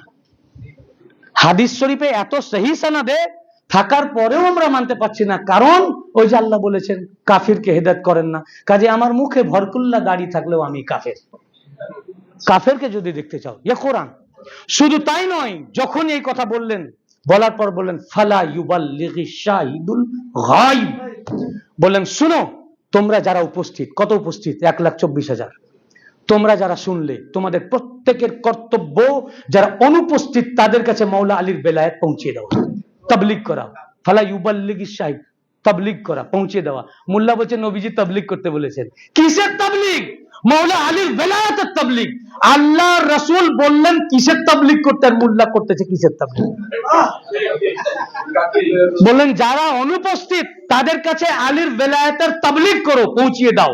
অর্থাৎ যারা যারা শুনলেন, যাদের কাছে পৌঁছালো, প্রত্যেক মুমিনের কর্তব্য যাদের কাছে পৌঁছায়নি তাদের কাছে পৌঁছিয়ে দেওয়া। এই জন্যই যে কনফারেন্স করা, এটা একমাত্র মুল্লাদের স্টেজ থেকে তাবলীগ হয়নি, আউলিয়ায়ে কেরামের স্টেজ। কাদরি, চিশতি, নকশবন্দি, মুজাদ্দিদি, সোহরাওয়ার্দী, যত আউলিয়ায়ে কেরামরা রয়েছেন তারা বেলায়েত লাভ করেছেন যে মাওলা আলীর বেলায়েত থেকে। তারাই তাদের স্টেজ থেকে, তাদেরই খানকা পাক থেকে মাওলা আলীর বেলায়েতের তাবলীগ হচ্ছে। হুজুরের এই কথার আমাল, ফালা ইউবাল্লিগু শাহিদুল গায়ব, এই আমাল একমাত্র আউলিয়ায়ে কেরামরাই করছেন, একমাত্র আউলিয়ায়ে কেরাম করছেন। বুঝতে পেরেছেন না? যখনই মাওলা আলীর বেলায়েতের তাবলীগ হয়ে গেল, সঙ্গে সঙ্গে আল্লাহ পাক লাস্ট আয়াত পাঠিয়ে দিলেন জিবরাইল আলাইহিস সালামকে নিয়ে, ওনার দ্বারা বলেন আল ইয়াউমা আকমালতু লাকুম দীনাকুম ওয়া আতমামতু আলাইকুম নি'মাতি, আজ তোমাদের জন্য তোমাদের দ্বীনকে পূর্ণ করে দিলাম। এতদিন দ্বীন ছিল, ইসলাম ছিল, কিন্তু দ্বীন হিসাবে নিয়ামত পূর্ণ হয়নি। বলেন আজ দ্বীনকে পূর্ণ করলাম। তো মাওলা আলীর বেলায়েতের ঘোষণা যতদিন না হয়েছে দ্বীন পূর্ণ, তো দ্বীন পূর্ণতা লাভ করলো মাওলা আলীর বেলায়েতের দ্বারা। ওয়া আতমামতু আলাইকুম নি'মাতি, এবং তোমাদের উপর নিয়ামত পূর্ণ করে দিলাম। তো নিয়ামত পূর্ণ হলো কিয়ামত পর্যন্ত মাওলা আলীর বেলায়েতের দ্বারা। লাস্ট কথা যেটা বললেন, ওয়া রাদাইতু লাকুমুল ইসলামা দীনা, এবং তোমাদের মানে ইসলামকে দ্বীন হিসাবে মনোনীত করলাম। 23 বছর ধরে ইসলাম চলছে কিন্তু দ্বীন মনোনয়ন পায়নি। যেই মাওলা আলীর বেলায়েতের ঘোষণা দিলেন, বলেন আজ আমি ইসলামকে দ্বীন হিসাবে মনোনীত করলাম। ইসলাম ধর্ম হিসাবে, দ্বীন হিসাবে আল্লাহর কাছে মনোনীত হলো মাওলায়ে কায়নাত পাকের বেলায়েতের এলানের দ্বারা। এবং এই বেলায়েতের ব্যাপারে কিয়ামতের দিনেও প্রশ্ন করা হবে। এবং এই বেলায়েতের ব্যাপারে রাসূল পাক সাল্লাল্লাহু আলাইহি ওয়াসাল্লাম বলেছেন, এই হাদিস ইমাম হাইসামি মাজমুউজ জাওয়ায়েদে, আমি কিতাবের নাম আর বলছি না, অনেকগুলো কিতাব থেকে হাওয়ালা আছে। আন আম্মার ইবনে ইয়াসির قال قال رسول الله صلى الله عليه وسلم من صلى الله عليه وسلم اوصى من آمن بي صدقني ولاية علي ibn আবি তালিব, শুনো যারা আমার প্রতি ঈমান এনেছো, আমাকে মেনেছো, তারা যেন মাওলা আলীর বেলায়েতকে মেনে নেয়। এরপরে বললেন মান তাওয়াল্লাহু ফাকাদ তাওয়াল্লানি ওয়া মান তাওয়াল্লানি ফাকাদ তাওয়াল্লাল্লাহ, যে আলীর বেলায়েতকে মানলো ও আমার বেলায়েতকে মানলো, আর যে আমার বেলায়েতকে মানলো ও আল্লাহর বেলায়েতকে মানলো। অতএব যে মাওলা আলীর বেলায়েতের মুনকের ও আল্লাহর বেলায়েতের মুনকের। এবং রাসূল পাক সাল্লাল্লাহু আলাইহি ওয়াসাল্লাম বললেন শুধু আজ নয়, এই যে মাওলা আলীর বেলায়েত পৌঁছিয়ে দেওয়া হলো, কবরে সওয়াল জবাব হবে, সব হবে। আপনি সারা বছর এত নেকি করলেন, এত নামাজ পড়লেন, ঢের ঢের ইবাদত নিয়ে, একটা গুনাহ নাই। আপনি কিয়ামতের মাঠে দাড়ি পাল্লায় ওজন হবে, নেকির পাল্লা ভারী, গুনাহ নাই।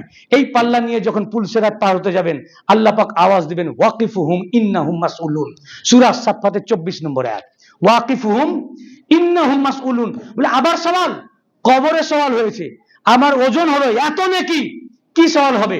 এই আয়াতের তাফসিরে রাসূল পাক সাল্লাল্লাহু আলাইহি ওয়াসাল্লাম হযরত আব্দুল্লাহ ইবনে আব্বাস রাদিয়াল্লাহু আনহু হাদিসের রাবী, তিনি বলেন যে রাসূল পাক সাল্লাল্লাহু আলাইহি ওয়াসাল্লাম বলেন, ইবনে হাজার মাক্কি আসওয়াইকুল মুহরাকা কিতাবের মধ্যে, এবং মুফতিয়া এবং ইমাম আহমদ, ওটার নাম হচ্ছে মাওয়াদ্দাতুল কুরবা ফি ফাজাইল আলে আবা, হযরত আলী বিন শিহাবুদ্দিন আলাবি হামাদানী রাদিয়াল্লাহু আনহু, যিনি 32 জন ওলি আল্লাহ থেকে খেরকা পাক লাভ করেছিলেন, এট এ টাইম 2000 ওলি আল্লাহর সোহবত লাভ করেছেন, এবং ওলি আল্লাহদের থেকে হাদিস নিয়ে উনি হাদিস কিতাব লিখেছেন, এটার নাম মাওয়াদ্দাতুল কুরবা।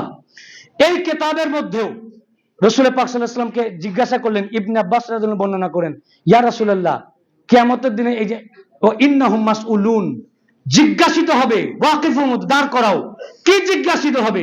রাসূল পাক সাল্লাল্লাহু আলাইহি ওয়াসাল্লাম বললেন যে মাসউলুনা আন ওয়ালায়াতে আলী ইবনে আবি তালিব, তুমি তো এত ইবাদত করেছো, এত নামাজ পড়েছো, সব জায়গা পার হয়ে চলে আসলে, ইমিগ্রেশন হয়ে গেল, সব হলো, প্লেনে উঠার আগে তোমাকে এবার লাস্ট চেকিং, যে বলো পৃথিবীতে মাওলা আলীর বেলায়েতের ব্যাপারে কি বলতে। যদি উনার বেলায়েতকে মেনেছে বলো আমরা মাওলা আলীকে মাওলা মানতাম, বলে যাও ইমিগ্রেট, তুমি পাস। আর যদি বলতো ওটা তো জানি না, শুনি নাই, বলেন সিধা জাহান্নাম, লাস্ট জান্নাত জাহান্নাম যাবে মাওলা পাকের দ্বারা। এই জন্য তো ইমাম শাফি রহমাতুল্লাহ আলাইহি বলেছেন আলিজুন হুব্বুহু জান্নাহ, কাসিমুন নারে ওয়াল জান্নাহ, কাসিমুন নারে ওয়াল জান্নাহ, ওয়াসিউল মুস্তাফা হাক্কান, ইমামুল ইনসি ওয়াল জিন্নাহ। আলী আলাইহিস সালাম হচ্ছেন প্রকৃত ঢাল স্বরূপ, যা মানুষকে কুফরি ও নেফাকি থেকে রক্ষা করে, এবং তিনি হচ্ছেন রাসূল পাকের প্রকৃত ওয়াসি, এবং তিনি হচ্ছেন জান্নাত ও জাহান্নাম বাঁটনেওয়ালা। হুজুর গাউসে পাক তার তাফসীর আল জিলানীর মধ্যে লিখেছেন, হুজুর গাউস পাক হাদিস রওয়ায়াত করেছেন যে রাসূল পাক সাল্লাল্লাহু আলাইহি ওয়াসাল্লাম বললেন, ইয়া আলী আনতা কাসিমুন নার ওয়াল জান্নাহ, হে আলী তুমি জান্নাত এবং জাহান্নাম বাঁটনেওয়ালা। তো আমরা জান্নাতের মালিকের মজলিসে হাজির হয়েছি ভাই, তাই না? তো দিন পূর্ণতা লাভ করেছে ইনার দ্বারা। কিয়ামতের দিনে মাওলা আলীর বেলায়েতের প্রশ্ন করা হবে, এবং দুনিয়াতেও অসংখ্য হাদিস রয়েছে উনার বেলায়েতকে না মানার কারণে পৃথিবীতেই তার উপর আযাব হয়েছে, যার কারণে সূরা আল মারিজের 3 নম্বর আয়াত নাজিল হয়েছিল। আল্লাহ পাক আমাদেরকে তৌফিক আতা করুন। মাওলা আলীউল মুর্তজা আলাইহিস সালাম পাকের এই বেলায়েত, উনাকে এই দিবস আমরা পালন করতে পারি, উনার গোলামি করতে পারি, দাসত্ব করতে পারি। মাওলা আলী ও আওলাদে আলী সমস্ত খানদান পাক আহলে বাইতে কেরাম আলাইহিমুস সালাম, ওনাদের গোলামি ও দাসত্ব করতে পারি, দুনিয়া ও আখিরাতে ওনাদের কদম পাকের ছায়াতলে যেন ঠাঁই পাই, তার জন্য আল্লাহ আমাদের তৌফিক আতা করুন, আমিন। ওয়া আখিরুদ দাওয়ানা আলহামদুলিল্লাহি রাব্বিল আলামিন। আসসালামু আলাইকুম ওয়া রাহমাতুল্লাহি ওয়া বারাকাতুহু।